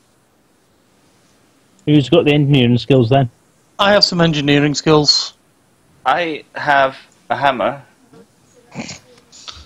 Well, rather than going through the difficult door, why don't we go up the stairs and then work on that one later? That's going to take time. Let's make sure this bit's clear first before we come back. Come on, Skip. Let's go shoot people. No, I want to punch. wait. Yeah, Alien this is breed? Scar saying this. We're gonna see. Alien breed, well done. Who was that? Was that in chat? That was Liam. Felix Bast. Oh no, Felix, yes. Well done. Oh, No, it was me. I actually said it on the stream. I actually said it you said here. I said it here in game. I'm not on the chat anywhere. Where is the chat? Is this all stuff you can see? This is all stuff people can see, isn't it? Never mind. Yes. There we go. Awesome. We are up to $633.50 per episode. So we are only just under $90 away from getting to that original artwork milestone, which would be fantastic. So thank you all so much for sorting in today. Apologies that the Patreon notifier might not be working anymore. As I say, the Patreon notifier is a slightly wonky bit of tech. And probably since the blue screen, it has lost the notifier has lost the ability to log in to my Patreon account and check for me. And unfortunately, it is way too convoluted a process to fix for me to do it live on air. So apologies if people aren't seeing their notifications coming up on screen. Still appreciate it hugely much. If that's an It's lost the will to live. okay. What are you guys doing? Sorry, I was talking to Twitch. Should we go up these stairs? Okey-dokey. I believe that ascending would be, thematically appropriate. Okay, well, for in that Sir Claude's case then- mission. Boris, you Boris, stay down here and I- keep an eye on things down here, and we'll go up the stairs. I really feel the need to go up the stairs. I love No, going I upstairs. insist that you stay down It here. reminds me of ascending to heaven. I insist that you stay down here. Skip, I could help him ascend to heaven. Oh, could you now? Okay. So is that a decision then? Are you guys three going up and Boris is staying on his own? I'm going to secretly go up behind them without them noticing. Okay. It is dark. Oh, it's you- dark. Where are you, Boris? Can you give me a body and nope, nothing else. A body roll. Oh, bollocks. Boris is at the back of the back, sneakily, I guess. That wasn't the best. Okay. So on the basis that they not only is your shoulder-mounted torch still on, but also the other members of the crew were watching you to see if you stayed in the cargo hold. They have noticed you try and sneak up behind them. Hey, Boris, Captain. I told you to stay down there to keep an eye on that door. I don't trust this thing.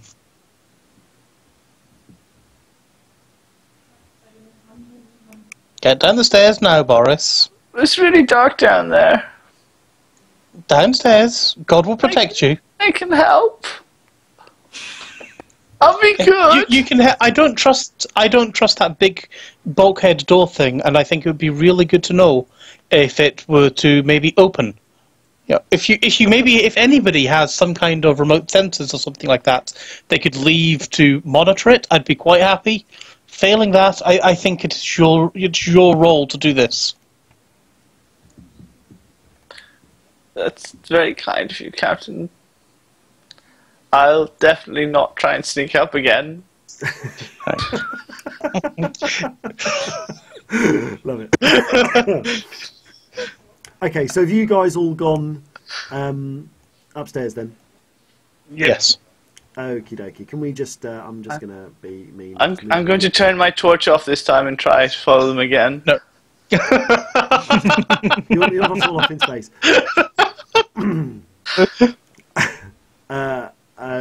You're turning your torch off. Yes. Okay. Sneaking up behind. Did Behind anyone hear that Sky. big clatter? Sounds like someone falling down a flight of stairs in the dark. Okay. It is dark. It is now very dark. You can see torches flickering away up the top of the stairs. You hear a scuttering, skittering noise on metal coming from a corner of the room. It started almost as soon as you turned your light off. This is only Boris turning his light off. We're not. You guys have gone. You guys are up the stairs. You're off in another room. Okay. Party is officially split. Boris, what are you doing? Sorry, you were talking to me. Yeah, Oh, you're sorry. standing in the dark and you can hear a kind of scuttering noise against the metal in a sort of far corner of the bay. I'm going to very, very casually turn my light back on. Okie dokie. Let me just... oh dear, oh god, I'm screwing up everything here. No! Can't use Roll20, massive noob with Roll20, here we go.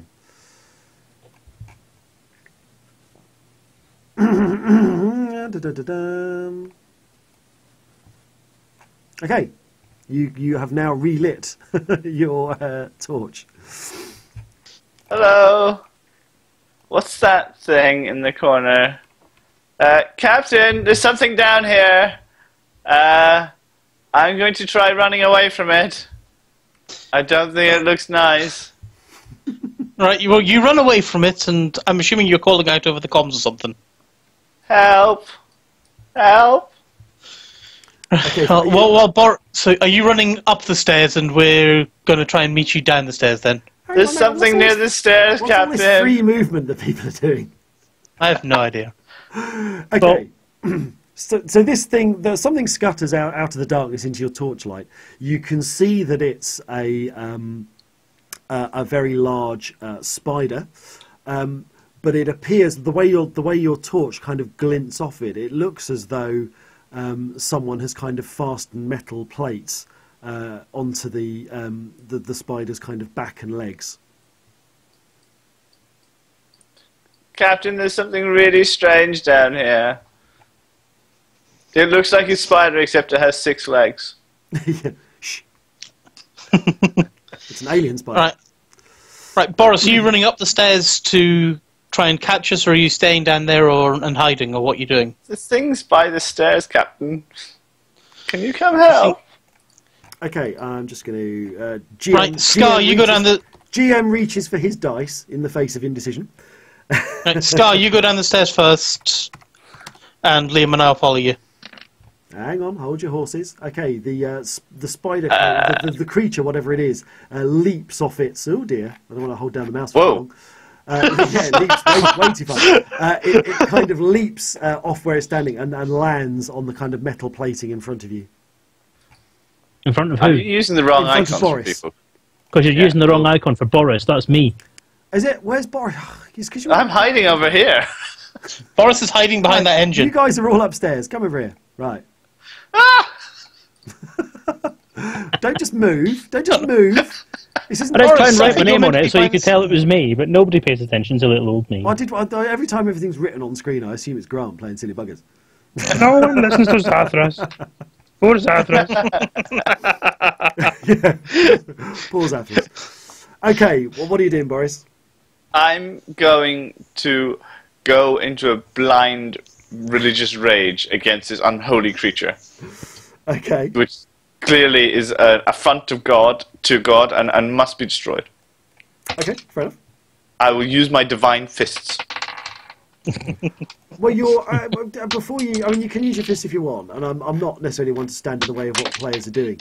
In your equipment, you have listed that you have a club. I will And a also whip. use my club. Yeah, I'm just saying. I don't, It's a biscuit style club. It's not an actual hitting I club. will use my divine fists to hold my divine club and smite him with God's wrath. I'm not even the kind of mean GM would say you're carrying a club, but you've sealed it inside your EVA suit, which would be, hilarious. Yes. Are we downstairs yet, or are we still upstairs? Are you coming downstairs to help Boris? Yeah, Oh, we yes, were yes. responding to his call, yeah. Okay. I never position- said. you can- I never said I was. Okay. Well, the two of you that are coming down. can Well, position I did yourself tell on the Grant stairwell. to go down. And Oh, welcome. I We have suggested someone- to Liam come down, but he can we have do someone what he that's wants, I joined us. suppose. We have someone that's joined us in Twitch chat who was just listening to the last episode of Lave Radio and has just got to the bit where we announced today's stream. So welcome, and I'm very glad you got. Hi, to Commander Talum Khatara, however the hell you pronounce that. Tlumatar. Kilometer, yeah. Obvious. Duh. Oh, look! It's a cute thing. Okay. Oh. Where's Right, Dave gone? Oh, he's there. He's hiding. What are you doing over He's there, hiding on Dave? the next floor up. Okay, so in order of precedence, Boris, what are you doing? I just told you I'm smiting. Smite. You're smiting it. Smite. Okay, so give me a High five. Smite roll. Yeah, give me a mind, senses, and nothing else roll. And what's power? You've got a power trait. What does that do? Uh-huh. That's like additional physical force. That's additional physical force, is it? Okay, go for it then. So that's your body, senses, and power. So you've got a whopping 8. Does religious zealousy give me any No. powers? Not in. Actually. You know what? Actually, in this instance, yes. 96. Please be something good in this. You can GM me anytime. Okay. You're That's not a actually, euphemism. you're actually in a little bit of luck. This is God giving me Yeah. my power. Okay, so you bring your club down in a frenzy of religious fervour to this unclean and unholy travesty against nature. From your point of view, this beautiful, deadly, slavering, multi-limbed creature has been defiled by the presence of technological integration, and you bring down your club with such a mighty force that it smashes on the deck and cracks open like a dressed crab that you have opened very inexpertly with the restaurant-provided mallet. Did I torture that metaphor enough? That mean it's dead. Yeah, so this creature is smashed on the deck floor, and it's in a displayed everywhere. No! Scar, I think I found you some dinner. Beautiful! What is this thing? It's horrific. Look at it. It's got biological integration with technology. It's foul. This is an affront to all that God stands for. Can I take a thought after a religiously inspired wang like that, he'd be standing there going, "Fucking die, die, die, die, die, die, die," not realising he's actually pounded it into dust at this point. Yeah. Such a good start to taper away with just nothing. Bad acting, Darren. I'm not impressed. Where did this thing come from? Darren, did you hear anything where it came from? It came from hell. Can you not see? Now, who's this Darren who of you speak? Sorry. Oh yeah. Sorry, Boris. It came from some dark corner somewhere. I don't know. Right. I think maybe we want to give this place a better look. What do you think, Scar? Did I hear that? Where I am, incidentally. No, you're well. You might have been hearing shouting and screaming over the comms, kind of bang, bang, bang, that sort of thing. I couldn't really hear anything through the feel it through the floorboard or the metal plating, or anything like that. It was a fairly holy smite. You might have heard some. You might have felt some reverberation through the metal as Boris pounded the ground with the end of his club. That's what I mean. Because what's kind of going through my head is that that may have alerted anybody on the ship to us, because if that's reverberated through the entire ship, then that's going to be bloody loud. That's a valid point. So I now come running down the stairs and go, "What the fuck are you guys playing at? You've just announced our presence to the entirety of this ship." Yeah. Big spider thing, and he killed it. We've got dinner. An abomination. I hold up my gun and say, "Who never thought about using one of these? Quieter." Not convinced the laser pistol is quieter, but all right. Well, it's going to be slightly quieter than than the entire deck plate of the entire ship ringing out like a bloody Christmas bell. I cannot help if the force of God attracts attention. If the force of God attracts attention like that once more, I will shoot you square in the face. For all you know, he was just coming over to give you a big hug. We would like to get out of this alive, not eaten by spiders. Okay, you can hear the sound of the ringing club has obviously stirred something. You can hear the sort of sounds of some sort of activity echoing down from the upper level. Okay, who said it could be worse? Who jinxed it? Should we maybe, run away? No. No, we gotta go through this place. Let's take cover and then turn our torches off until they come down, and then we can catch them. We can maybe do that. What's Liam doing? Looking at Boris sadly and shaking his head, and then trying to find cover. Yeah. So having had obviously a closer look at what's left of the remains of this creature, you can see that actually yes, it was a sort of fairly natural insect, not necessarily one that would be found in the Sol system, but just a very large sort of arachnid type thing, and someone has obviously taken it upon themselves to feel that this creature needed armour plating and a couple of little cameras for eyes. Disgusting. Okay, are you turning your torches off? No. Oh, good idea, yeah. Yeah, you guys are all over there? Ah, shit. Okay. It's dark, isn't And it? listen carefully. Okay. This is a bad idea. So who's got the best hearing out of you all? This is 3. It won't be me. This is 3. Sense is 3. I'm currently praying which will not help my hearing. No, indeed. Okay, well, you all sort of equally. You've all got fairly similar to hearing, all pretty average. You can I definitely. think whoever's got the highest senses value is going to have the best hearing. You can definitely hear movement coming around from upstairs. It doesn't appear to be coming in your direction, and whatever it is, based on your estimate of the kind of the weight of this creature, whatever's moving around upstairs is bigger. Turn the lights back on.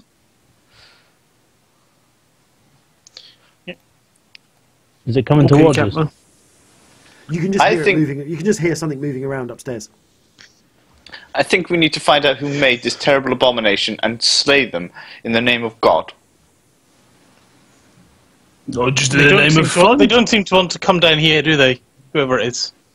Should we go pay them a visit? We're going to have to go up there, so let's just go We up there are, in yes. front of whoever's up there and let's sort this thing out.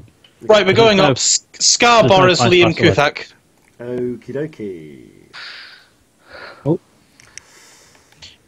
And we're now on a white screen. Oh no. Have we got the same bullshit problem here? We've got a Marvel. I now see a Marvel screen. All Let right, me just- there's us at the top there. I'm not going to bother with. Yeah, so Oh, okay, shouldn't be yes, enabled for this. Okay, yeah. I Right, can't any control me obvious again, cover here? No. Sorry, you guys are at completely the wrong end of the map, and I haven't given you control. And actually, this is going to fucking tits. So we just use this. We just use this as layout. So, I mean, this is why I try not to use Roll20 for too much role playing, because keeping control of the tokens and stuff is just painful.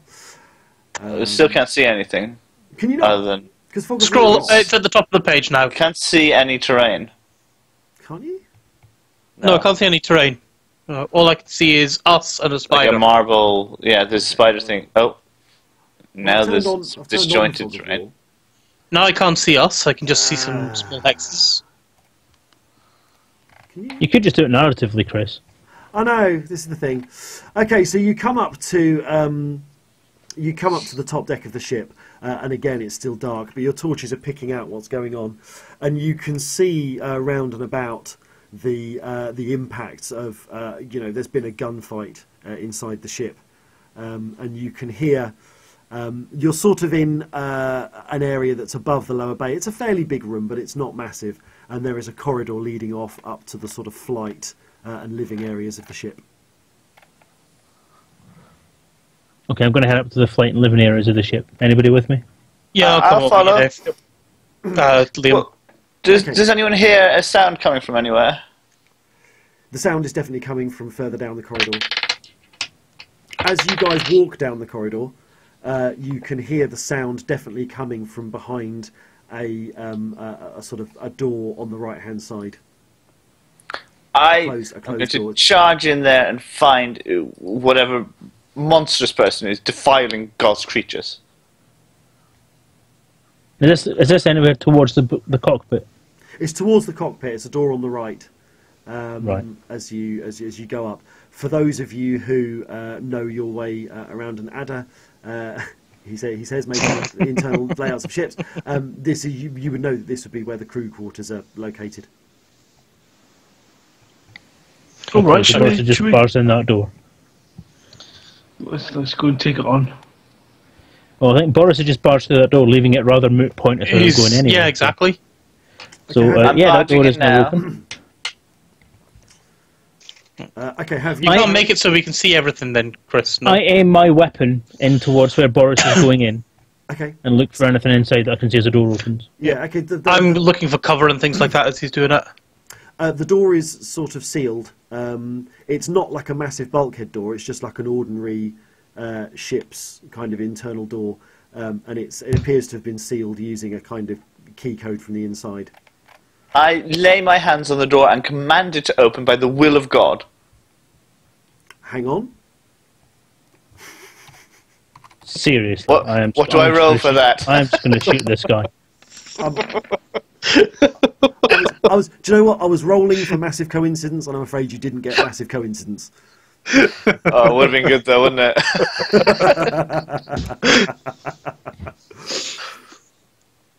Can I just turn off his air supply?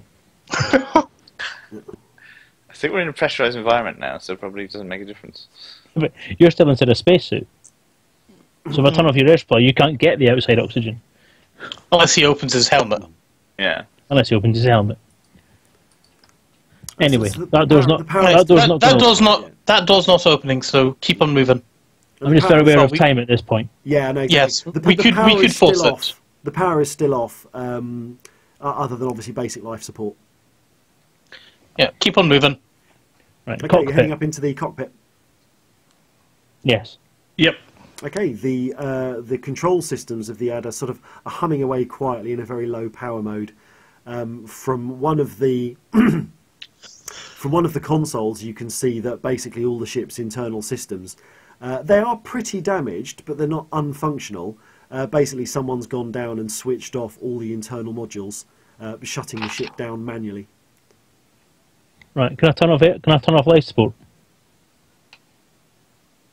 There is controls to do that. Right. I'll turn off life support then. Okay. Can we do anything to just set the entire ship on fire? No, I'm turning off life support. Oh, okay. What do you want to do? I'm going to check the scanners for any motion detection throughout the ship. Get internal sensors turned on and things as well. And I've been talking and didn't have my microphone turned on. It was a blessing, but it had to end sometime. That often happens to me when I'm wearing EVA suits. Okay, so what are you switching back on? Because at the moment there's no power to the scanners. Let's Power to get the scanners. internal scanners on. Okay, so you're switching on the power distributor. How are all these people getting past me in the cockpit, by the way? Yeah, exactly. I'm wondering what's going on in that cockpit. Yeah, It's very I'm in front of friendly. everybody in the cockpit, and if I want anything turned on or off, I'll be turning it on or off. I'm going to At the start moment- pressing some buttons. At the moment, I'm going to punch Boris in the head. Go on. It's very hard to do punching in 0G. No, I can We're not in punch you zero like- G. In zero Low G, G. you're on a helmet. I can quite easily punch you in the helmet, and the helmet will then punch you in the head itself. Physics, Do you know boy, what? physics. Yeah, having done fencing for years, I can confirm that is absolutely true. Although What are you doing, Grant? Nothing. I'm Spinning the preparing. screen. I'm preparing for the attack. Okay, what's Right. happening, guys? I suggest that given that I've just turned off the life support to the room that has people in it, they were probably going to try and come out of that room at some point if they can. If they do that, they're people. can somebody at least try and shoot them? Yes. I'm ready. I I'm have ready. my I'm holy wa- club. That would be good. In the meantime, I'm going to engage power to some of the systems that they were talking about, because I did obviously hear the conversation and don't actually have any problem with it, but I'll do it myself, thank you very much, because I'm a little bit of a control freak. Okay, you hear We some didn't noise. notice. You hear some noise coming from down the corridor. Weaponry. I'm just going to look for this. Yeah, that's legit. Okay, so you hear, according to your excellent plan, you hear a doorway opening from down the corridor, and you hear the sound of. You can probably see the doorway from where you are, assuming that the back door of the cockpit's open. You can see down the corridor. You see this door open, and you hear a clatter as a small metal sphere drops onto the decking, thrown from inside the room. I'm going to Cover, guys! Close the door. Cover your eyes. Yeah. I'm going to go check it out. Maybe it's a gift. I'm going to close the door. Have you gone through? Whoever's Boris. inside the room with me is fine. Whoever isn't is going to be outside the door. I'm going to check this out. I'm sure You're going to this check is this a sign. out. Okay, Oh, well, yes. It's a boom ball. as you're standing and looking at this small metal sphere, it suddenly picking it up. Explodes. Oh, you're picking it up. Okay, it explodes in the brightest light you've ever seen, and you feel Why? an enormous burning in your hand, and you feel the religious revelation as the brightness of God and His angels Himself is revealed to you in the form of flashbang that you picked up the moment before it exploded. Oh, it's so lovely. Those of you in the cockpit, you hear the quiet, muted sounds of a flashbang gently popping away in the corridor behind the safely sealed door. There you go. Okay, open the door again. Right. My weapons ready. Right. Weapons out. Yeah. Okay, Boris, you can't see anything, but you can hear doors opening and lots of moving. Can around you shouting. hear things still? I'm impressed. And someone has grabbed you by the kind of collar and is sort of hauling you around. Jesus, is that you? Have you got Well, pain it's not management or us. something, Boris? Oh, Jordan, you do have pain management. Okay. You still got to roll though. I was thinking he From all doesn't seem to the- mind from all the that whipping. that his hand is basically on fire. Belting. Shit. You My can't regular tell. self-flagellation has given Well, me we'll come- resistance. We'll come back to that. You can't see it.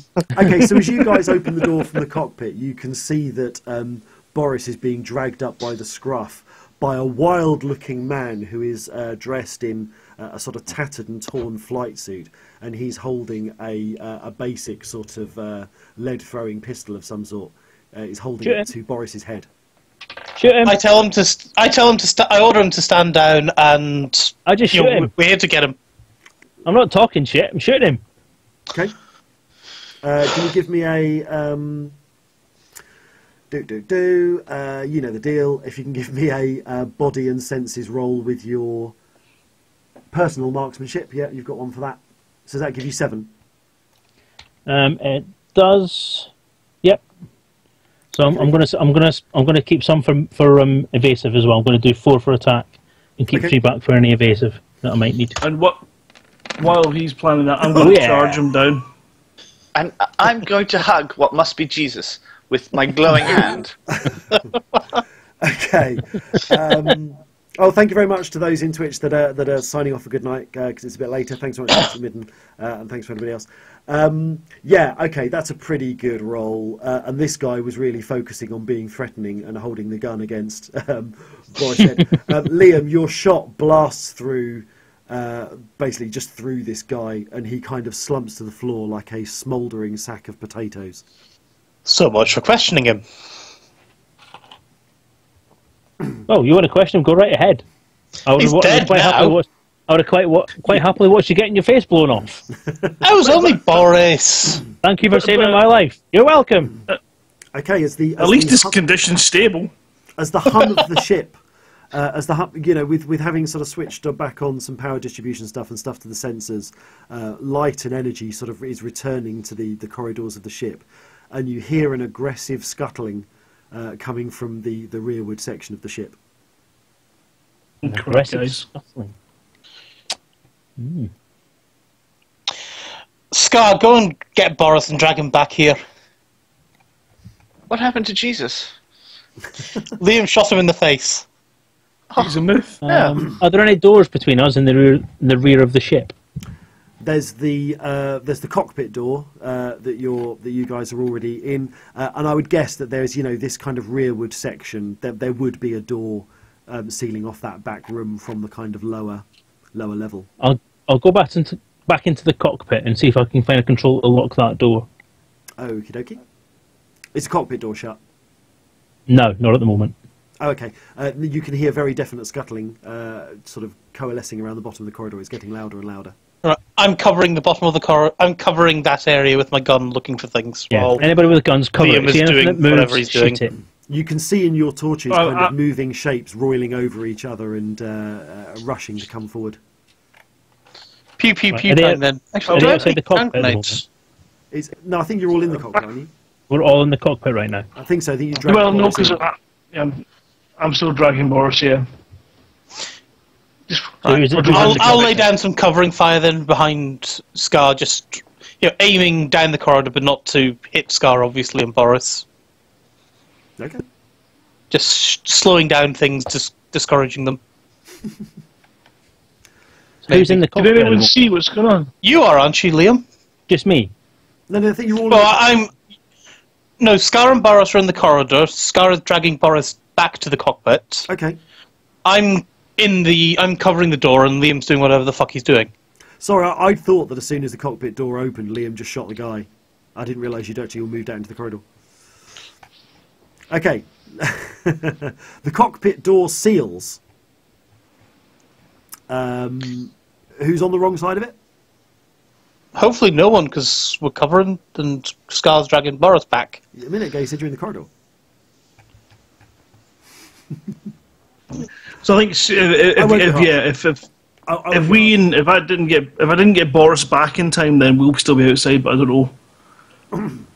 I guess I thought he was closing the. I thought isn't he closing the back door, not the front, not the cockpit door? It looks to me. I thought that's what Liam was closing. Looks to me like he's closed the cockpit door.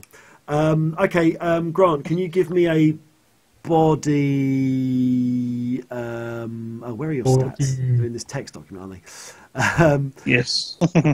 Yeah, can you give me a body? You're actually pretty tough, so you're not going to have any difficulty for dragging someone as light as Boris. But yeah, give me a basic body roll, so that's your 5. Let's just see how well you do in terms of dragging him.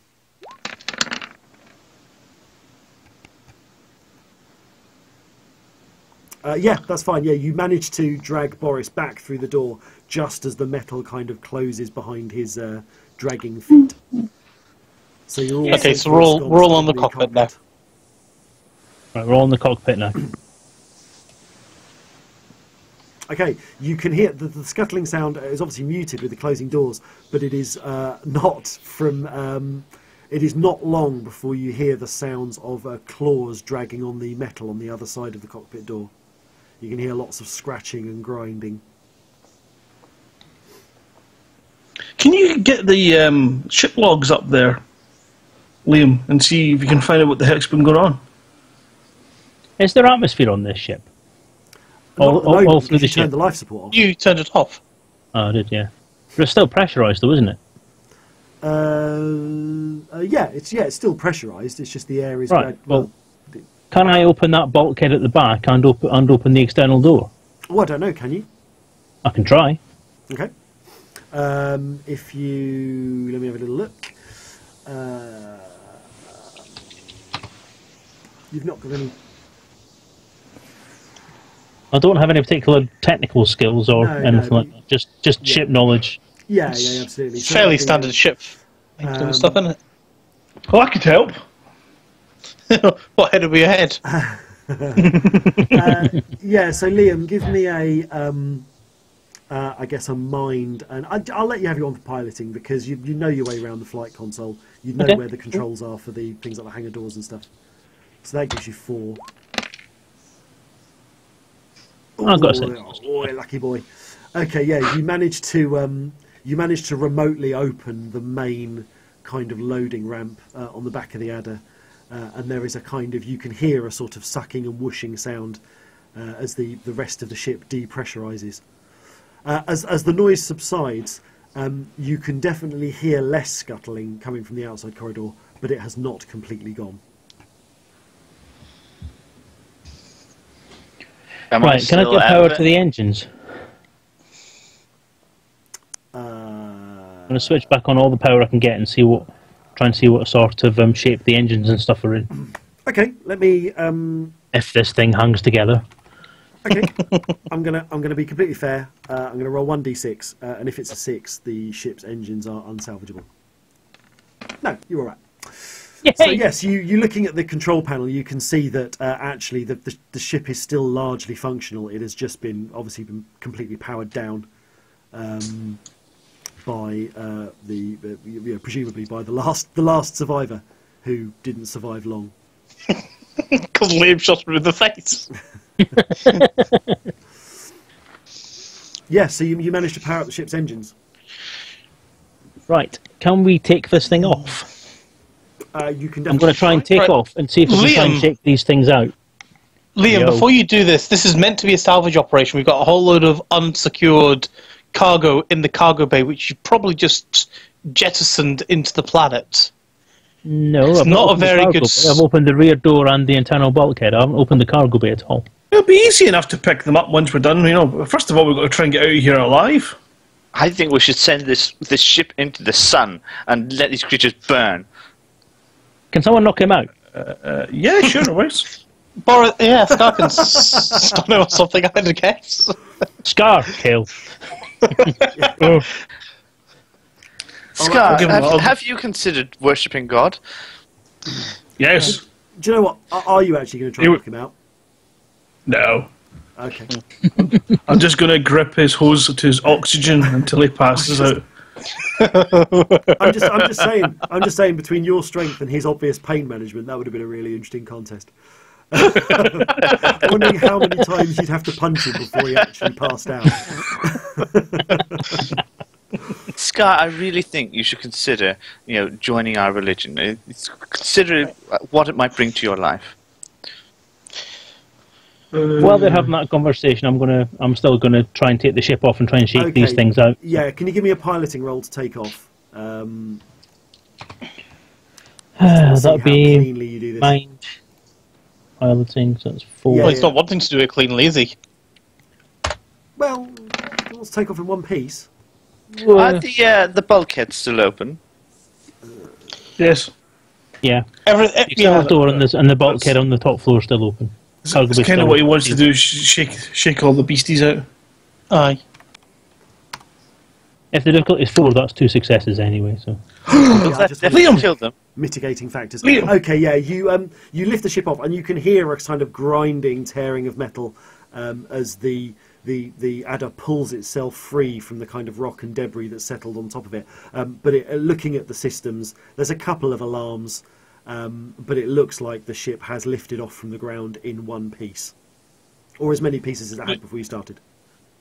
Liam, what if all those scratching sounds was like loads of really attractive women? Then they'd still be getting shaken out of this thing. Yeah, that scratching sound was those itty-bitty metallic spider things. Beware of temptation, Scar. I'll I'll have a look. Are there any internal cameras in this thing? I'd assume so. Most Yeah, let's have a look for our internal cameras and see if they show us anything. Okay. That's a good idea.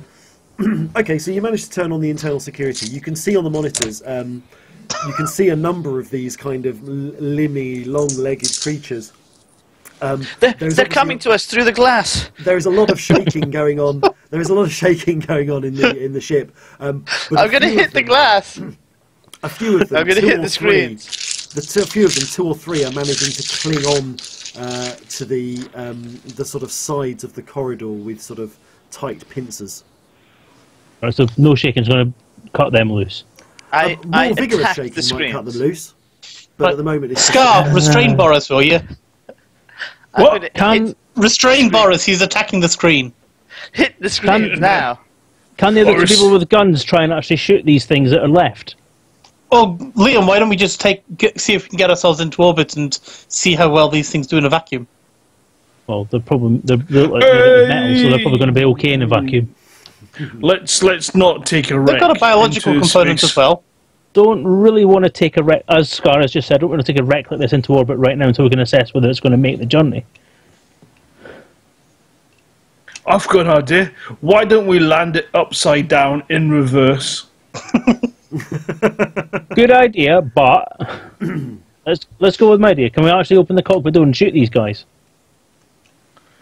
I don't I'm know going if I've got a to gun. seal that. I do. I'm going to seal that bulkhead. All right, I'm Okay, you're going to close the bulkhead down and let's... Okay, the so exterior PP one. time. Why Yeah, don't we the fill one that's all in of the the middle. corridors with hydrogen and set it all alight and let them burn? cargo that we're trying to salvage, mate. That's what. Well, money in that. I don't want to burn it. Exactly. I don't want to burn the ship to bits. I want to get rid of these things and then see what we can get from the rest of the ship. Yeah. If you want to try Time that, feel bad. free. Come on, Fire Kazak, and let's space shoot is these buggers. Okay, pew time. Right, I'll stabilise the ship Okay. and I'll Let's open get it and on. I'll shut that bulkhead and open the cockpit door. Okie dokie. Okay, as you do that, yeah, the cockpit door opens. You can see that some of these creatures are just clinging. There's three of them just on the sides of the walls, just clinging on, and they react immediately to your presence and sort of turn to face you. I won't try and do miniatures on Right. this map. It's Don't we quite don't we get the initiative because we knew that he was going to open the door and go bang and things like that as he opens Yes. it? Okay. Could I try and befriend one of them? I charged. Like- Go! We're shooting them. No, I want to make friends. They're lovely little creatures. Look at the beautiful creatures. I charge one with my club. 4, 5, 6, 7. Invoke the name of God as I hit him in all my wrath.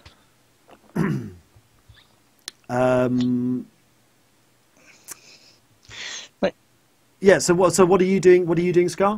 You're going out to befriend a Oh. creature. Yeah, I'm going to try and see if they're friendly. I'm going to try shooting one. Okay. Okay. Let's just establish then. Ben, can you? Sorry, Kithak, can you roll your attack? Right, I'm taking no defense. How far away are they from us? Maybe 15, 20 feet. So they're not going to get here in a couple of turns. So no defense. So 4, 5, 6, 7, I love it when players. 8, 9, 10. I think it is. Sorry, what was that?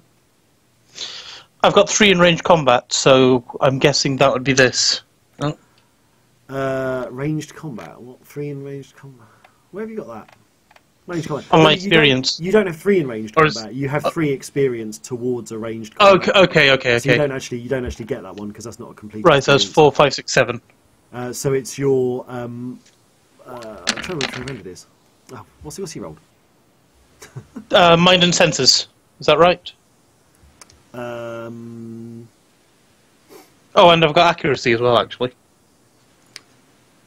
Yeah, I won't worry about it for this time. But just clarification, Dave. If someone's using ranged combat, is it their mind and senses, or is it the body and senses? Because they obviously have to have a steady arm. It's body and senses. It is body and senses. I think Okay. so, yeah.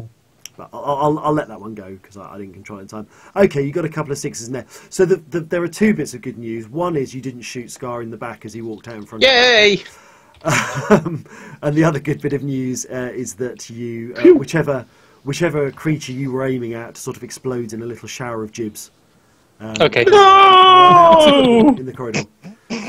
You're killed it, you heartless boy. Scar, you move towards one of the creatures, and like a faithful puppy, it leaps onto you, and then plunges what look like some fairly nasty-looking talons through your EVA suit into your chest. They're not friendly! Shoot them! Okay, so who's left that hasn't done anything? I'm ridiculously going silly? for the nearest one and hitting it with my club. Okay, That so might be you're- Scars. It's been a little. So you're heading towards it and hitting it with a club. So you're sort of blinking. Your eyesight has come back. It's been a while. The flashbang effect has worn off, and you stumble out into the corridor, swinging away with your club.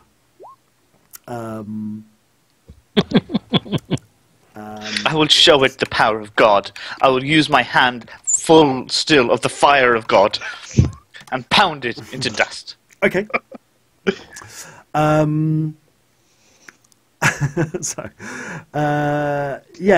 give me a Boris. Give me a your melee roll. I'm just going to just deduct 1 from body. No. What's the best way to do it, Dave? If I'm trying to simulate him moving and attacking, is it better for me to take one of his dice pool away because he's effectively used that bit of physicality, or is it better? No, to you increase the difficulty? raise the difficulty. Okay, raise difficulty, fine. So yeah, if you can give me, Boris, your body senses and your power, and your religious rituals thing again. Let's use that religious rage against these creatures. So you've got a lot. I can't imagine you missing. Take that. Okay, you've actually not done all that well. That's a 6 and a 5. So this creature will obviously have seen you coming because you'd have been shouting about your god all the way down the corridor.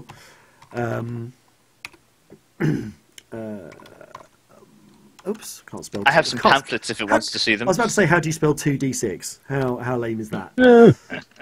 Okay, that is it has not absorbed your blow particularly well, and again you pounce on this creature in the corridor and pound it horribly with a club. Have that. Liam, what are you doing? I'm looking around to see what's happening behind me, while still trying to keep this ship level. Liam's keeping the ship steady. Hang on. So what do I see? see me flailing about with a spider currently I'm just saying that 'cause sucking I my just blood. think it'd be hilarious. So, what are you doing, Liam? Oh, you're conspiring. Okay. How close to me is the nearest person? You're standing I'm just behind I'm at the bulkhead door, aren't I? So Yeah, so Right. Yeah, Kuthak's by the cockpit door, and you're by the flight controls. Right. He's obviously watching what's going on, isn't he? Yeah, yeah. yes. Yeah. I'm gonna Down- he's kick him. watching down the corridor. Yeah. I'm gonna kick him in the back, push him Okay. outside the cockpit. Okay. So he is definitely not expecting that you would turn on him and kick him. So if you can just give me Liam, it'll be your body, because it's like an attack. So it'll be body, senses. Have you got? If it's Oh, you've got hand. if it's an unexpected attack, he doesn't have a defense against it That's right. initially. Yeah, it's when just a from behind. difficulty Would roll. my instinct count towards any of this? Ooh. I don't have spider senses or whatever that one is, No, but hang on. Which one have you got horrible negatives for? focus. That's focus, isn't it? You do have an instinct trait. Do you know what? I'll give you I'll give you a half. I'll give you a half dice pool on the basis that you've got instinct. Okey-doke. So yeah. Okay. So Liam, if you can give me your body senses, and you've got personal combat, haven't you? I also Give have me your condition. body. Yes. Oh, in condition as well. Okay. Yeah. So what's that? 8? I'm Eight, fucked. yep. And Kuthak. Ooh, numbers. So you've got like 4 successes there. So let's just see what Kuthak can pull together if I give him. So what would it be similar dice pool for Kuthak if is it body senses? No, it'd be an instinct check because it's not a contested combat roll. He has to make an instinct check, and the result would cancel off whatever he gets. It's up to you. In this situation, as a GM, you can do what you like. You can either do it that way, or you can do it as part of a contested check. You've already said you're going to half his dice pool, so do it as a combat thing. Okay, do it as a combat thing. So that's body senses. He doesn't have any. He's got agility plus. So normally No, I would give him a it's not dice pool of expected. 6. So we'll say we'll give him 3. So if you do me a 3 dice roll, oh god, that looks pretty good. Jeez, Still not enough, though, is it? it's still not enough because you've got 4. I was thinking You've got 4 Valiant successes. attempt, though. Seeing as you've got 4 successes, I was thinking actually, if you've only got 3 dice, I shouldn't have even bothered getting you to roll. So Liam kicks Kuthak suddenly and surprisingly and harshly in the back and pushes Kuthak out into the corridor. Right. Once that's done, I'm going to quickly spin around and shut that cockpit door again. Seems fair. While he's doing that, I'm going to rip this spider off my shoulder and throw it into the cockpit. For the doors closing. Yes. Okay. So let's just see who's faster between you or Liam. Well, again, Remember, Liam's doing things. No, but this is effectively so in my head. All 4 of you have taken an action. Yeah, So this is a sort new of round. Okay. yeah, it's a new round. So Liam, where's Liam's sheet? Which one's Liam's? Yeah. Well, I have speed minus, which is not going to be good for this. Okay.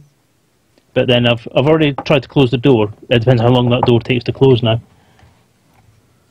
Yeah. Okay. So let's just make it a test for Scar to see if he can throw the spider. Well, he's got to roll well enough to pull the thing out of his chest and throw it through a closing door. So, and plus the venom is already starting to work, and you're starting to feel a little bit numb. So it's going to be a pretty tricky roll, but you do have a lot of dice to do this with. So, Scar, if you want to roll,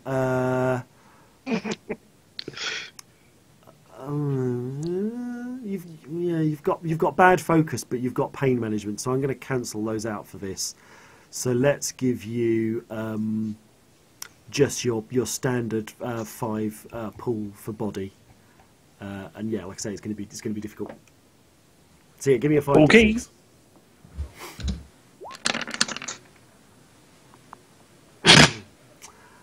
Yeah, okay. Unfortunately, you do manage to pull the creature off your chest, and its kind of sucking mandibles pull out of the hole, the hole in your flesh, and you can also feel a bit of a tightening as the atmosphere starts to escape from your EVA suit.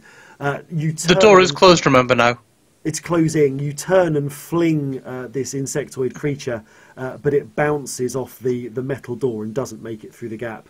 I jump after the creature. You see the corridor, you see the cockpit door close, and the creature sort of scuttles to the floor. I jump upon the creature and rip it apart with my bare hands. That seems legit. Okay. Do you know what? To be honest, with your religious fury and 9, I don't even want to see you roll again. You bludgeon this creature to death with your club into a little pulpy little thing. I shall show thee the face of God. Right, I'm hitting the open button then on the door while shouting, "Liam, you fucking wanker! What the hell was that made of?" I love the idea that he's closed it and you press the open button and it just goes back up. Well, he's not said he locked it. Yeah, no, I think, yeah, I think. Okay, we still got that duct I think tape. we can be fairly sure of Liam's intentions, and he's used the security seal on the cockpit door. I don't think we need to question whether he was intending anyone on the outside to open that door again. Okay, so what are you? So this round, what are you attempting to open the door, Kathak? Is that your action? Yes. Yeah. Okay, you fail. I don't need to see a roll for that. Okay, so you guys, you hear from the distance the sound of the external bulkheads opening up again, and what little atmosphere had been recycled into the ship's corridors is now being sucked out again. Can you please pass me the duct tape, Kuthak? Scar, can you drag yourself into that wee room? Okay, yeah. as a mystery to you guys, the ship starts rolling around and turning into a kind of a near vertical ascent, and you find yourselves dragged down backwards towards the rear of the ship. Scar, this doesn't affect you as much because you can feel the venom seeping into every corner of your body, and you become number and less aware of what is going on around you. That's like normal then. Okay, you guys are attempting to raise Liam on the communicator, but he is being stony silent and refusing to respond to any of your hails. And the ship climbs. You can feel the ship climbing ever upwards and upwards and upwards, and you guys are getting sucked closer and closer and closer towards the external hatch. And seeing as we're short, Come down the stairs. And seeing as we're short on time, I'm going to wrap this up by saying that Scar, Kuthak and Boris, you find yourself freed from the terrible clattering and injury that you suffer bouncing around the inside of your ship, and you find yourself in a delicate dance of zero gravity as you are expelled from the ship's insides into the I upper stretch atmosphere. out my hands and fly as God willed me to. And if any of you are fans like I am of Hitchhiker's Guide to the Galaxy, and whether that series has still escaped to the 34th century, which I really hope it has, those of you who are still conscious may call to mind the scene of the space whale that comes into existence several miles above the surface of the planet, and maybe you may find yourself considering the same things as the ground rushes towards you. Oh, Liam, I believe you, Boris. Liam, let's see how lucky you are. I'm going to roll 1d6. Just before they do that, Chris, Yep. can I just say that over the comm system they do hear the words "I'm so sorry." Yeah, there is regret. Yeah, right. Yeah, right, you fuck you. Okay, Liam's luck is in. The adder, the broken adder, survives its exit trajectory from the planet's surface. Probably helped by the fact that it's an airless world and there is no atmosphere to kind of buffet his escape, and you make it into orbit. A bittersweet victory. Yeah, almost as soon as you clear the sort of, I suppose, the local influence of the planetary drive, a little communication indicator buzzes up on the cockpit. Okay, I'll hit the answer button. Okay, it says well done, Commander. We have been tracking your progress. We see that you have managed to recover the ship and ably got rid of any of the witnesses to what may have happened on board. Fuck you. Where's my family? They will be released. We are people of their word. It's as I do hope that some of our important some of the important cargo managed to survive the whatever's happened in there. I brought you the ship. The cargo hold's intact. I don't know what's in the cargo hold. I'll take this fucking thing off me and get me to my family.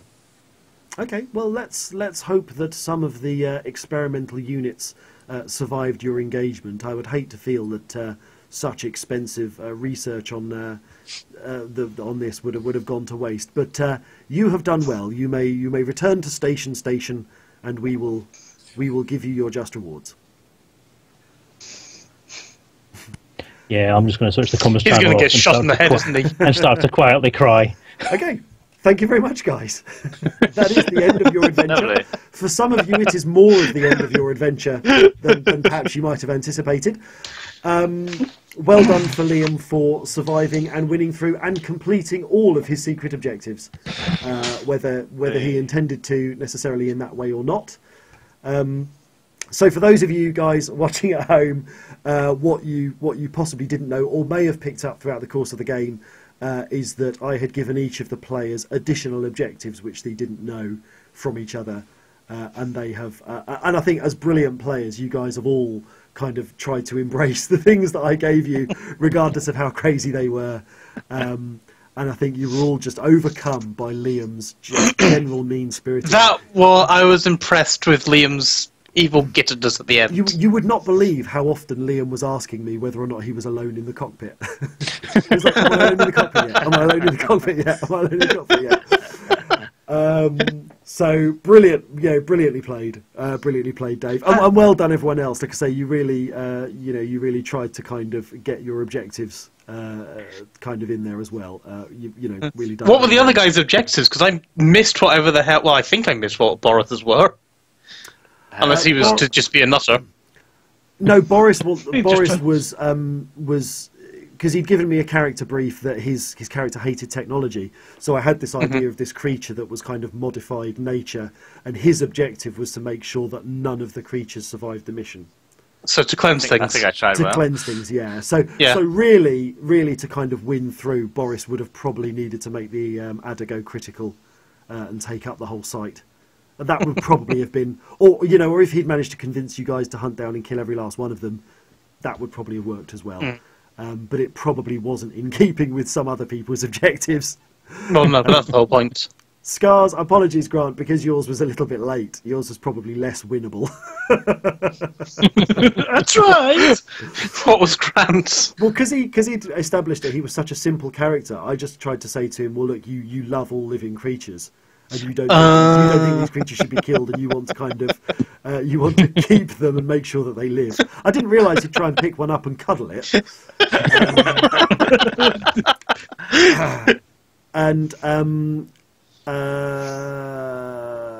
Ben, remind me what I sent you. After accepting the mission, you're approached by federal security who are concerned about illegal weapons development in the sector and want, with a lot of insistence, to recover evidence of this. So basically, they want me to return some of these samples, presumably absolutely. dead or alive. Yeah, absolutely. I you didn't get much of a chance to do that, but that's cool. Not after getting kicked out of the bloody airlock by Dave. Yeah, that's definitely not how I anticipated this adventure ending. And once again, this always seems to happen. I still haven't managed to test the miniature rules. I did have this idea that as you were flying back to station, that you would be kind of intercepted and have to kind of either fight your way through the blockade or skirt past them and get back to the ship. But once again, I will have to test the miniatures rules another day. I have overextended how much I thought we'd get done in the time we had. But always. Oh, it was good. It was great. Now how do I adjust my patronage down? Yeah. Well, I hope you guys enjoyed that game. It's always slightly nerve-wracking being a GM for a group of really experienced players. I normally like to have a few newbies around, just so that they don't notice the gaps. No, it was great. I enjoyed it. It was fun. And I'm I think good fun.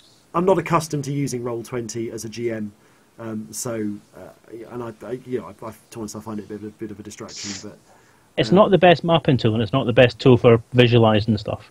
no, Because it is a bit open to abuse, as you've seen people just fuff around with the players rather than actually concentrate what they're doing. Yeah, exactly. I think my previous experiences of Roll20 have either been you just kind of generally using it to sketch maps, which I think is a good approach, and the other GM that I'd played with, I didn't do it very often, but he made quite intricate maps. And I think from my point of view, it makes it more like you're playing an online RPG rather than actually sitting around and role-playing. So I don't really like it to be too in-depth. But it gives the people on Twitch something to look at, which is the other disadvantage. Basically, that's why I use it. Yeah, if it wasn't for that, I don't know if I would really use it as much if I was just doing a game that wasn't being broadcast on Twitch. No, indeed. Let's bring this image back because I was going to say it's a really pretty image, but of course it's got crap all over it. But anyway, you guys can't see that, can you? You can reset it, I believe. I can, but I'm not going to because Grant's artwork is beautiful. I think you should It's put that on spectacular. handbags, Grant. Yeah, that is the best bit of Frontier art I've seen yet. That is just perfect. I'm not responsible for the pew-pews. That was myself. And the little dragon. That's Darren and his amazing, his amazing artworks. I am the green guy with the pirate hat on. That is a pirate hat. It's not some strange buttocks. Well, thank I was you going to say, guys. Chris, I was quite enjoying the experience of playing the game until I realised that again I'm going to have to kill all the players. I thought I was getting away from that by making someone else GM. You just can't resist it, can you? No, it's too much And fun. in fairness, actually, for a lot of in terms of the role-playing stuff that I've done, that's the first time I've killed so many of the players that I've been responsible for. So I'm enjoying this. But I do enjoy, kind of with the whole thing of giving you guys secret objectives, one of the things I genuinely like with role-playing games, I really like giving players opposing agendas and letting them kind of fight between themselves. I'm not. Yeah, I like giving you objectives and things to work on as a team, but I really like it if you've got stuff that you kind of need to work on against each other. I think that's a good bit of conflict and a fun part of any game. So yeah, thank you all for joining me. I've really enjoyed that, and thank you all for committing this evening to coming on the stream and helping me out with the fundraising for Escape Velocity. Thank you all very much. That's a pleasure, and all the Thank you for best. having us. And I'm gonna kill this call. So thank you all, and I will say good night to you. Bonsoir. Good night to you too.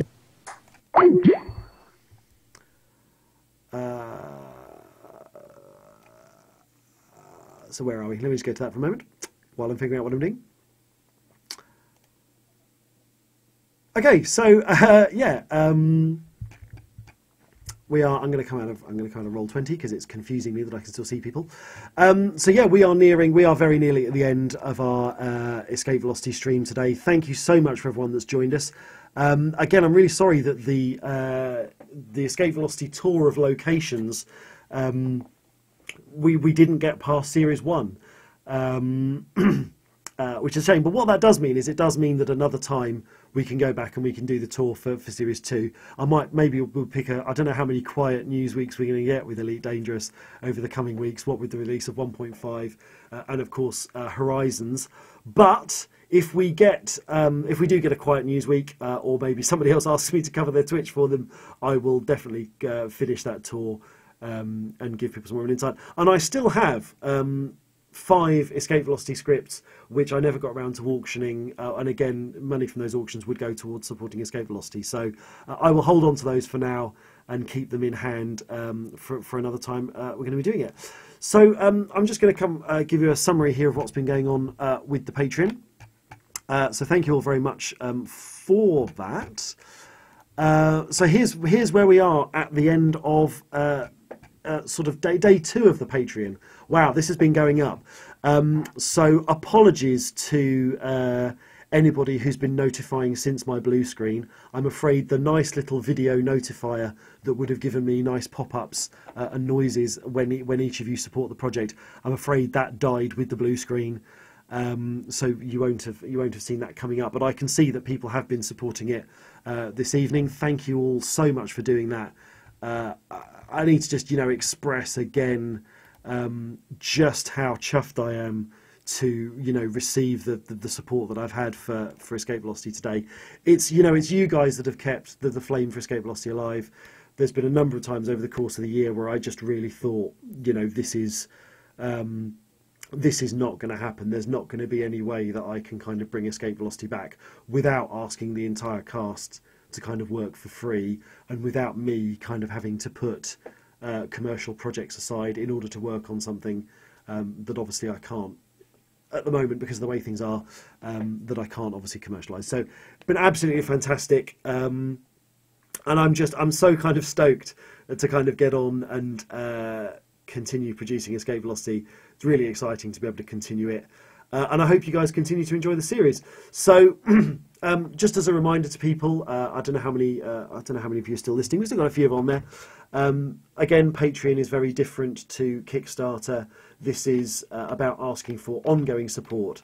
So each time an episode of Escape Velocity is being produced, we'll be looking for that level of support. So I'll be looking at the milestones that we've hit, and I'll be looking at the budget that's available and seeing what we can do.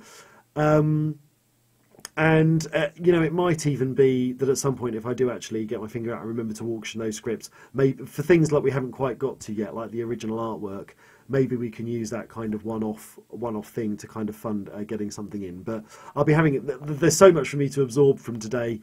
I'll be having a think about that. And it's nice to see the RPG players having a bit of a post-game discussion in the Twitch chat there. It's funny, Ben's just saying that actually his kind of hidden agenda would have actually gone hand in hand with Dave's, so there's actually no reason why Ben couldn't have taken off with the ship as well. But if you're looking to get rid of all the witnesses, that pretty much includes the rest of the party as well. I did wonder if that would occur to Dave, and I probably should have guessed that it would occur to Dave. So thank you all for joining us, and it's just been such a fabulous day. Thank you so much for everything you guys have all done, and I've thoroughly enjoyed having you guys here and playing a bit of Elite Dangerous for you, playing a bit of Chaos for you, and also introducing you to Interphase, which, like I say, hugely influential game for me in terms of thinking about game fiction, and actually, just a really fun kind of game from my history. I've had some comments back from the Lave Radio people saying that I do seem to have an awful lot of games I've played over the years, and it's nice to be able to share some of those maybe slightly more obscure games from my history with you guys. In advance of, and we are really hoping to bring Retrolave back. I'm really hoping that Retrolave back will come back in a form. And I'm, if Retrolave comes back, I'm gonna keep pitching for Star Raiders 2. I really want to kind of demonstrate how I think Star Raiders 2 is hugely influential in the space sim world. And this has been my first kind of epic stream. For those of you that have done 24-hour streams in the past, I cannot at this point imagine how I would do it for another 12 hours. I'm starting to lose my voice. So kudos to anyone who's done that. And actually, for those of you who know me, I've only really been kind of doing Twitch streams for a short period of time. So apologies for some of the technical things that have come and gone. And hopefully it's still been enjoyable. So I'm going to... I'm going to leave you guys with some of Alan's wonderful music, and I'm going to bow out and say goodnight, Commanders, and thank you again so much for your support. Thank you all very much.